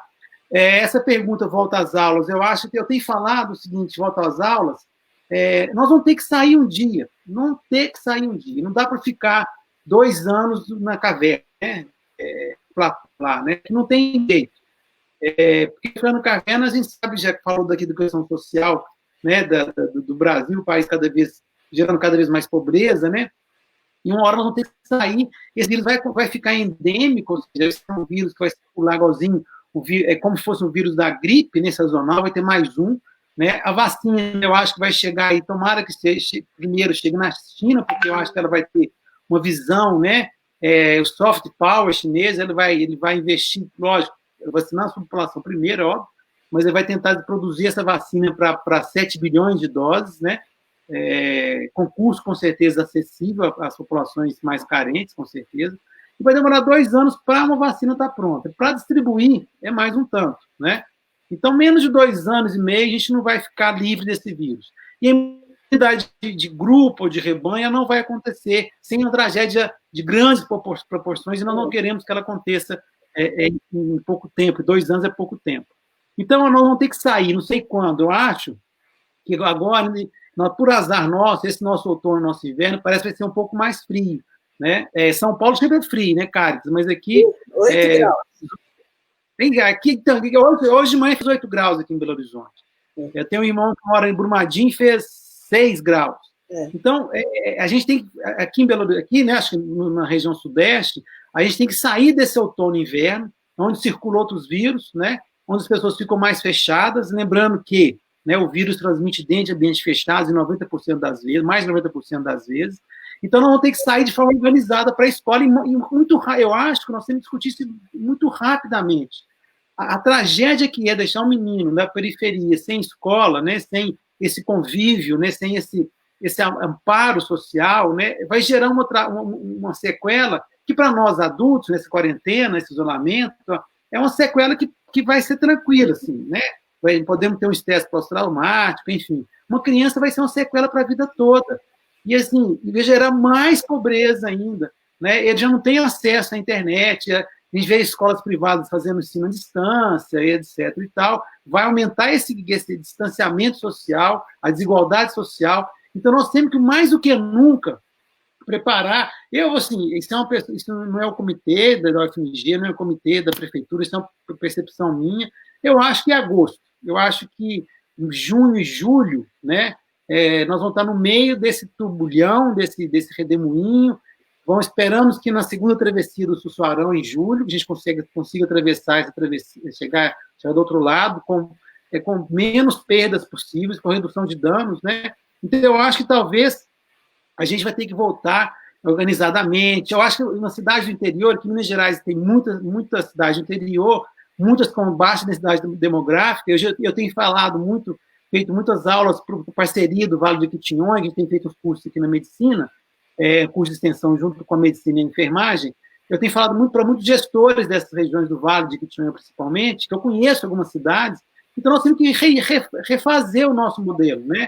Colocar uma sala de aula debaixo de um pé de manga, debaixo de um pé de jatubá, debaixo de uma árvore, no terreiro, no estacionamento, na rua, fechar uma rua, colocar lá no tapume para separar. Vai ter aquele estranhamento inicial, né, mas é um ambiente aberto, a gente sabe que no ambiente fechado que transmite, ter o distanciamento do professor, talvez colocar uma cabine do professor, umas coisas bem estranhas, né? Os alunos vão ter estranhamento, o professor vai ter estranhamento, mas com o passar do tempo, talvez a história de sair da sala de aula para o aluno que eu falo dos primeiros ciclos, né? Ele está mais em contato com a parte externa. Acho que tem aquela questão, né, de talvez ter educação talvez mais libertária para aquele aluno, né? Ele vê o seu dia a dia, naquele momento está discutindo com o professor, fazendo trabalho com os alunos. Eu acho que a questão da saúde, ela vai ter que ser hipertrofiada nos currículos agora, né, do autocuidado, da saúde coletiva, né? Acho que ensinar os meninos o que é vacina, o que é o SUS. Eu acho que para todo mundo, acho que vai ser...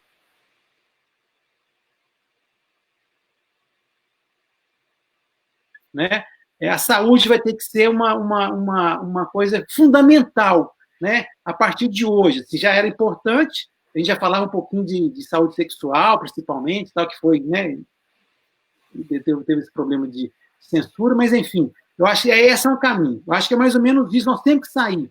Né? Nós não dá para ficar enfurnados na caverna, né, nessa caverna de Platão, até ter uma vacina que sem chance. Né? Para a última pergunta, para a gente poder, antes penúltima, região metropolitana de Belo Horizonte, são 5,5 milhões de habitantes.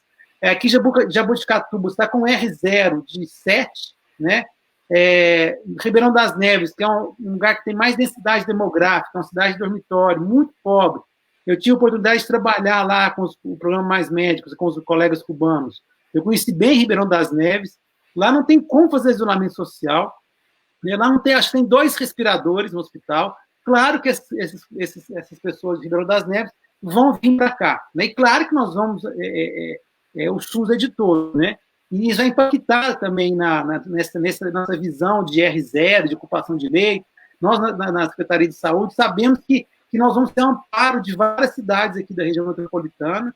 Está tendo um problema em Nova Lima, onde que Nova Lima tem um bairro que é de classe A e B. Foi lá onde começou, né, a história da Covid, é essa mesmo. As pessoas chegam de avião e trazem a doença para cá e depois ela se normaliza na população mais carente, vulnerável. Então, a gente está de olho disso, está muito preocupado, acho que isso podemos até precipitar nosso refechamento ou voltar atrás na nossa fase 0 aqui em Belo Horizonte, tá? Mas a gente está muito preocupado. Em relação ao SUS de Minas Gerais, a gente vê que o SUS vem sendo destruído, acho que foram fechados vários hospitais regionais em Minas Gerais no ano passado, acho que foram 8, fiquei sabendo, 8 hospitais, né? Há um desmantelamento, assim, rigoroso, programático do SUS, né, do Estado. Isso vem acontecendo notadamente no ano passado.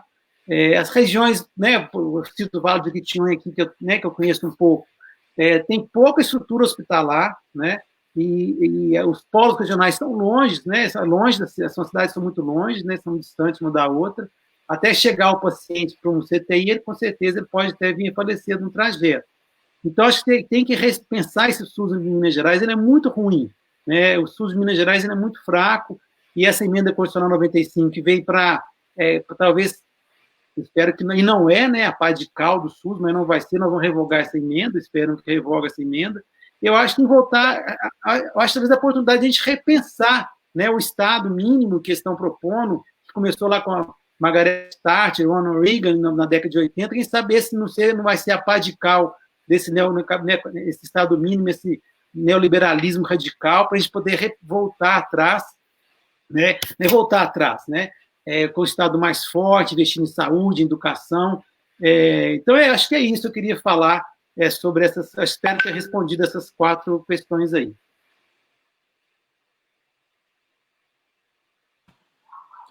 Muito obrigado, professor, mais uma contribuição aí. Alguns comentários aqui, viu, Zé Medeiros? O Murilo Ferreira, né, que parece que já até morou com você no Brasil, manda um abraço, está acompanhando o seu debate, né? Muitos comentários aqui. A Fátima Abreu pergunta, agradece pelo programa e pergunta se o programa vai ficar gravado. Vai, depois é só quem quiser entrar aqui nas nossas redes do Alvorada, principalmente o nosso Facebook, nosso YouTube. O programa vai ficar gravado e, com certeza, será uma grande contribuição ao debate que o coletivo Alvorada tem feito aqui, né? Vou passar aqui para uma das últimas contribuições. Nós já estamos com 1h40 de programas, então vamos caminhando aqui para o final, mas eu queria mais uma participação aqui da nossa companheira Caritas, e tem 2 perguntas aqui que foram direcionadas a ela. Primeiro, uma pergunta também do Herbert: por que o Conselho Federal de Medicina não se posiciona publicamente contra o uso da cloroquina, né? Então, ele faz essa pergunta em relação aí o Conselho Federal de Medicina. A Bel Caldas, que é do Coletivo Resistência, a quem a gente agradece muito, porque o Coletivo Resistência é muito parecido com o comportamento, com o nosso funcionamento aqui do Coletivo Alvorada, e ele tem nos ajudado na técnica, depois eu vou agradecer aqui no final, mas ele tem feito uma parceria, mais uma, né, porque a gente, ao longo da nossa luta aí desses últimos anos, a gente faz muita parceria com o Coletivo Resistência, e esse programa está contando muito com a ajuda deles. E a Bel Caldas, que é do Coletivo Resistência de São Paulo, faz mais uma pergunta à nossa companheira Caritas, ela fala que realmente o governo do estado e a prefeitura têm tido um posicionamento acertado no sentido do enfrentamento ao coronavírus, mas tem deixado abandonadas as populações mais vulneráveis, as populações mais pobres, principalmente a população em situação de rua. Então, eu queria que você fizesse a sua última contribuição e, se possível, comentar essas 2 questões que foram levantadas como perguntas. Sim. Caritas. Obrigada. Então, eu vou começar pelo CFM.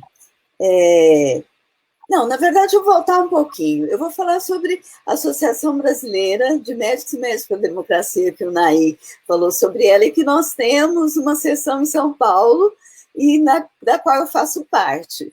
Então, isso é uma coisa boa, porque as nossas representações médicas hoje, elas estão, eu diria que 90% dos profissionais, infelizmente, apoiaram a eleição desse governo. Então, isso para nós já é uma coisa difícil para trabalhar, né? Eles apoiaram e eles continuam apoiando, e o CFM, que nos representa, tem uma postura claramente de apoio a esse governo. Então, a postura do CFM em relação à cloroquina foi o contrário. Inclusive, o governo se apoiou numa resolução do nosso CFM, né, que disse estar autorizando os médicos a usarem a cloroquina, desde que eles tivessem o entendimento e autorização dos pacientes. Então, o presidente desse país, ele não foi eleito por mim, mas o presidente se apoiou numa recomendação do CFM. Então, do ponto de vista das representações médicas, nós temos que lutar com esses outros conjuntos de profissionais que se organizam em outros tipos de organizações, né? Como os médicos populares, os médicos pela democracia. E em São Paulo, a gente tem o Sindicato dos Médicos, nosso também, que acabou de ser feita uma eleição com uma postura mais progressista, mais à esquerda, mais batalhadora, inclusive está com uma campanha agora em relação à diferença salarial entre médicas mulheres e médicos homens, que parece que não existe, de repente, quando você vai olhar com profundidade, identifica que existe sim, né? Do mesmo jeito que existe na sociedade, na nossa categoria, também a gente tem diferenças salariais no mesmo tipo de trabalho, considerando o gênero, né? Então, infelizmente, nós estamos com esse CFM que eu diria que está muito mais atrelado aos interesses desse governo do que ao interesse da nossa população nesse momento. Eu acho que é uma contradição, né, desses profissionais, mas está dada. Eu não consigo entender. Eu falo, quem convive com o sofrimento, com a dor, né, com a percepção de que grande parte das doenças tem a ver com as condições de vida das pessoas, com as más condições de vida, como que podem se afastar disso e se aliar a uma proposta de uma elite extremamente depredatória, né? Mas, enfim, isso é outra discussão. Mas nós, então, não contamos agora com o CFM, muito pelo contrário, ele está apoiando, né, assim, meio no subterfúgio, a história da cloroquina. A outra coisa, em relação à população de rua, eu acho que, como um todo, o governo não tem apoiado, né? A questão econômica, a questão da proteção social, de conseguir de melhorar as condições da população, que não tem como se isolar, ela é vista por um outro ângulo. Antes de terminar, porque eu acho que o nosso tempo está acabando, eu quero só fazer uma análise breve do tipo de investimento que a gente está fazendo. Por exemplo, São Paulo criou 1.000 leitos de UTI, ótimo, tem que criar mesmo. Mas nós não estamos aproveitando, por exemplo, os nossos médicos de família. O Nair diz que em Minas tem uma cobertura de 100%. Em São Paulo, infelizmente, essa cobertura é menor, né? No município de São Paulo, ela está em torno de 40%. Mas, ainda assim, nós poderíamos ter esses médicos de família que estão próximos da comunidade, que conhecem o seu território, né, conseguindo identificar pacientes com sintomas, com diagnóstico de Covid, mesmo sem teste, eles poderiam fazer essa identificação do ponto de vista, esse diagnóstico clínico. E nós temos aqui, isso foi uma coisa pensada, bem pensada do ponto de vista de política pública, a gente tem um hospital, que é o Hospital de Campanha do AMB, que ele está previsto receber pessoas em situação de vulnerabilidade. O que significa isso?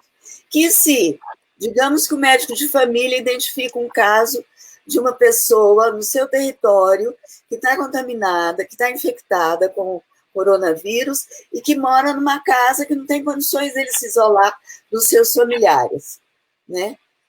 Esta pessoa, pela sua vulnerabilidade, vai para o AMB, lá para aquele hospital de campanha, e fica num leito de observação.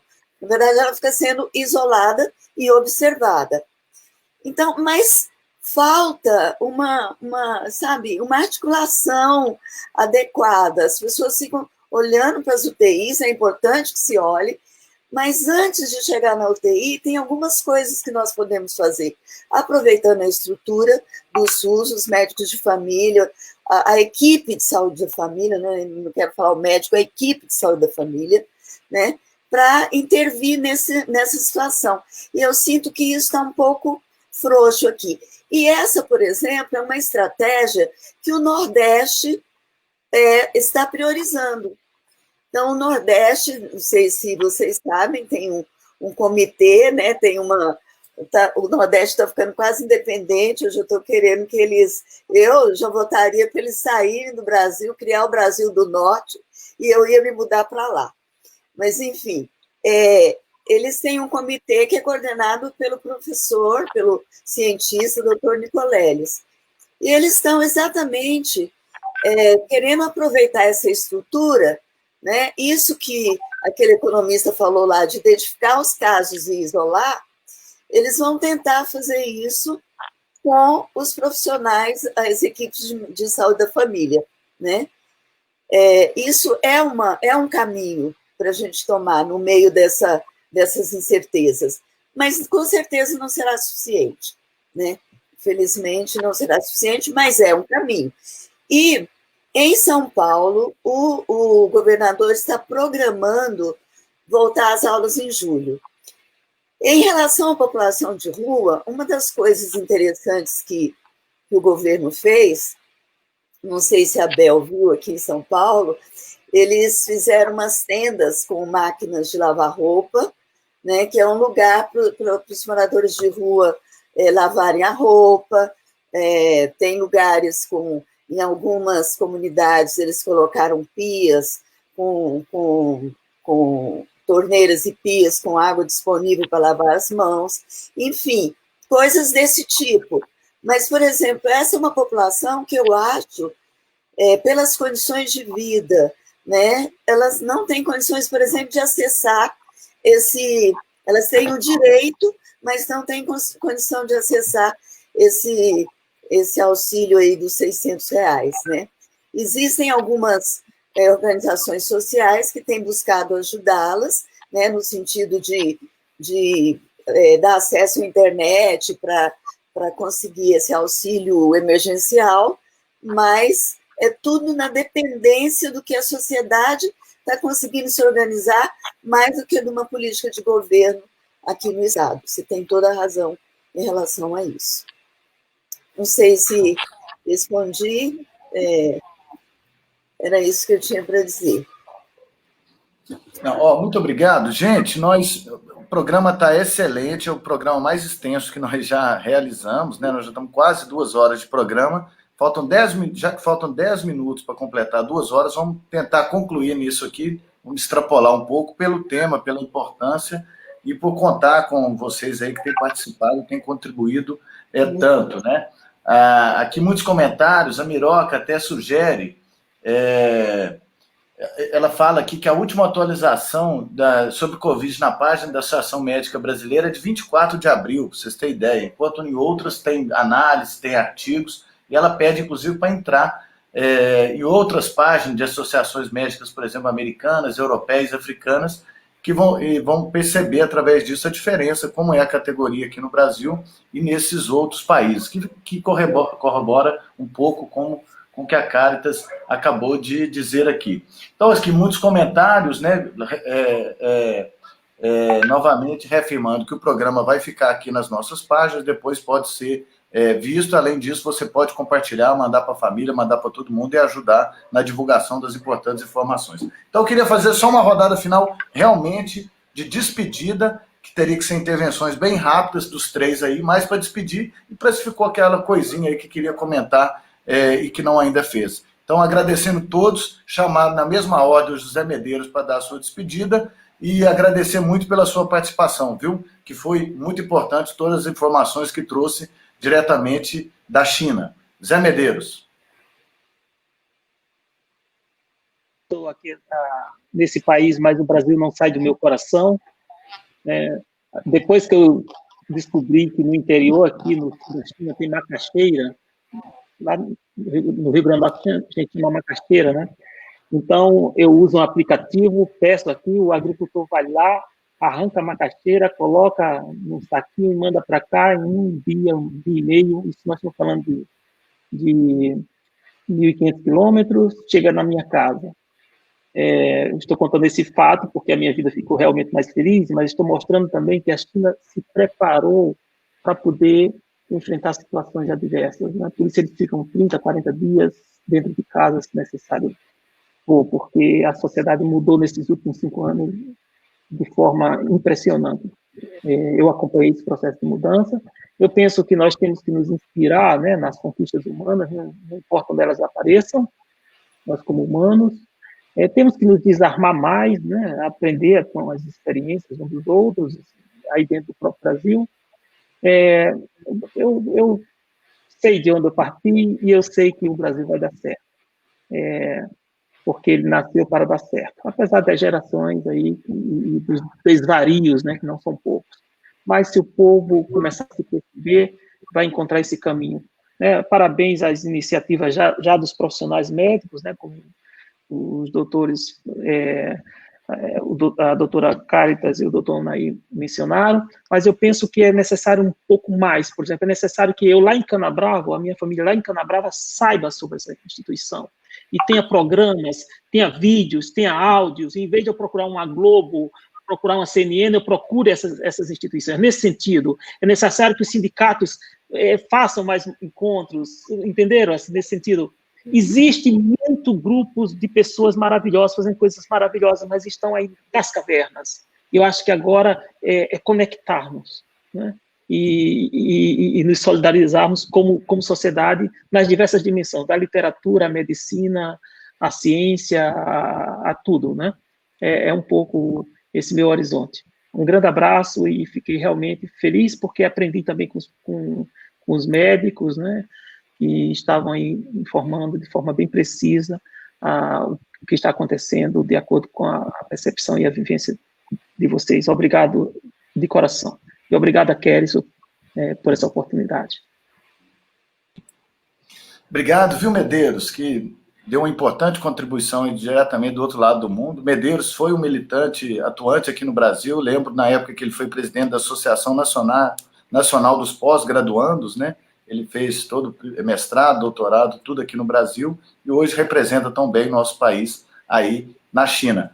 O Nair, a sua despedida aí, se ficou alguma coisinha ainda que você queira registrar, mas mais para dar um tchau aí e agradecendo muito a sua presença. Eu agradeço. Então, assim, ser rapidinho, eu acho que o que eu quero falar, assim, a gente tem que se cuidar, a população tem que, né, que usar máscara, sair com cuidado, manter o distanciamento social e mais. Nós, né, que incorporamos esses conhecimentos, né, divulgar, disseminar essa educação, né, tentar libertar nosso povo dessa treva que ele está vivendo. Eu acho que essa postura de educar a população, né, se cuidar, né, cuidar da gente, cada um cuida de si, cuidar da sua família, cuidar do seu amigo, do seu companheiro, né, e continuar nessa luta. Eu acho que nossa luta agora tem 2 lutas, luta da pandemia e do pandemônio. Tenho certeza que nós vamos sair mais unidos. A sociedade brasileira pode ter uma chance de sair menos esgarçada, mais unida, né? Eu acho que a gente vai sair, né, não só mais unido, mas assim, mais fortalecido. Nós, como sociedade, o SUS e as universidades e as instituições de pesquisa. Eu agradeço, um abraço a todos, foi assim, muito bacana compartilhar com a Caritas, eu não conheci o Zé Medeiros, foi muito prazeroso escutar a fala dele lá da China, e é isso aí, vamos seguindo junto aí. E ninguém larga a mão de ninguém, mais do que nunca, ninguém larga a mão de ninguém, né? Apesar de não poder pegar na mão de ninguém. Mas de coração, os corações estão completamente unidos, ainda mais os corações vermelhos, como mostrou aqui esse nosso programa. Carlos, dá o seu tchau aí, agradecer muito. Eu já ia mais para a linha do racional, falei, vamos fazer uma ponte mental, já que não podemos segurar, mas eu gosto do coração também. Para mim foi um prazer muito grande participar desse debate, né? Sempre aprendemos, conhecer o Medeiros, compartilhar mais uma vez a companhia do Nair, né, que é uma pessoa que eu admiro muito e respeito muito. Também foi professor da minha filha lá na Universidade Federal de Minas Gerais. O que eu queria dizer é isso, nós como sociedade precisamos resistir mesmo, precisamos fazer a nossa parte. Eu acho que a gente está dando uma grande lição de solidariedade, de humanidade durante essa epidemia. Todos os relatos que eu tenho acesso têm mostrado isso, entre vizinhos, amigos, as pessoas estão muito solidárias, né? Eu acho que a sociedade ela está maior mesmo do que esse governo, felizmente. Nós só precisamos saber como que nós vamos juntar as nossas forças para que os nossos interesses, né, o interesse da população, do conjunto da sociedade, do conjunto, não de parte da sociedade, né, mas especialmente daqueles mais vulneráveis, prevaleça nas políticas de saúde. Precisamos testar mais, né? Vamos tentar ver como que a gente vai conseguir isso. Temos que vai ser difícil, mas eu acho que temos que brigar por isso também, né? Para poder sair, ainda que devagar dessa situação, porque realmente não vamos ficar aqui 2 anos, não vai ter imunidade de rebanho sem vacina, não dá para ter, porque isso significa uma mortandade incontrolável, então isso é absolutamente impossível. Então, nós precisamos sair com segurança, cuidando de todos esses aspectos, né? Nós, como indivíduos, vamos ter que nos cuidar para cuidar do outro, né? E eu acho que à medida que a sociedade tenha essa percepção, né, eu acho que é como nós vamos poder avançar e sair dessa epidemia. Então, muito obrigado, prazer em conhecê-lo, Medeiros, prazer em conhecê-lo, Kerisson. Foi uma lição, né, um aprendizado aqui com vocês nessa reunião, nesse debate. Muito obrigada. A gente que agradece muito a você, Caritas, ao Nair, ao Zé Medeiros, né, por essa participação. Aqui tem muitos elogios, depois vocês vão aqui nos nossos comentários, tem muita coisa aqui, né? A gente sempre deixa uma mensagem de alguma pessoa que está acompanhando. Acho que a mensagem que fica hoje é da Soledade Rios, que diz que diante de tudo que estamos vivendo, é necessário reforçarmos que não existe outra fórmula para esse país, a não ser o investimento em educação e em saúde, que é o que nós estamos mais dependentes neste momento, mostrando a importância, né?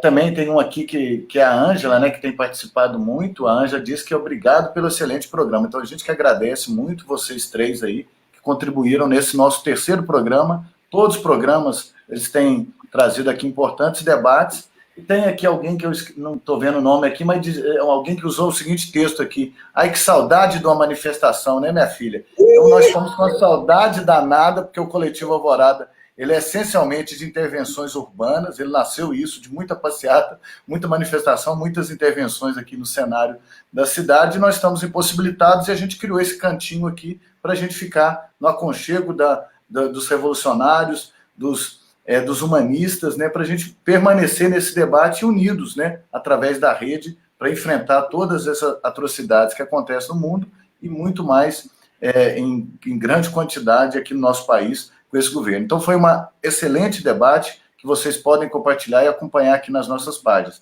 Na quarta-feira que vem, às 8 horas da manhã, estaremos novamente com um tema de interesse público, de interesse da nossa sociedade. Eu queria, para terminar, agradecer muito os produtores, né, para a gente chegar aqui nesse programa, a gente caminha, né, experimenta principalmente esse novo mundo que nós fomos jogados, que é o mundo da internet. Então, nós temos aprendido, né, assim como neste momento da sociedade, nós estamos aprendendo o caminho, caminhando.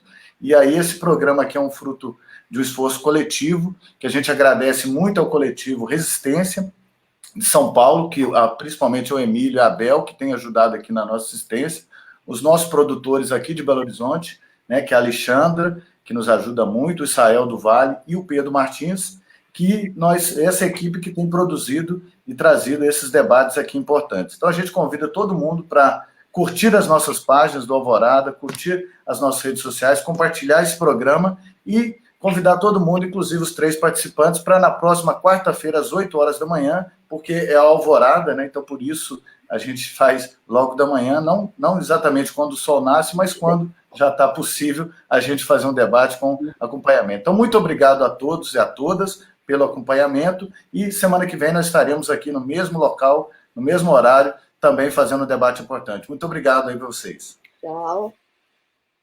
Naí, prefeito. Tá lançado, hein?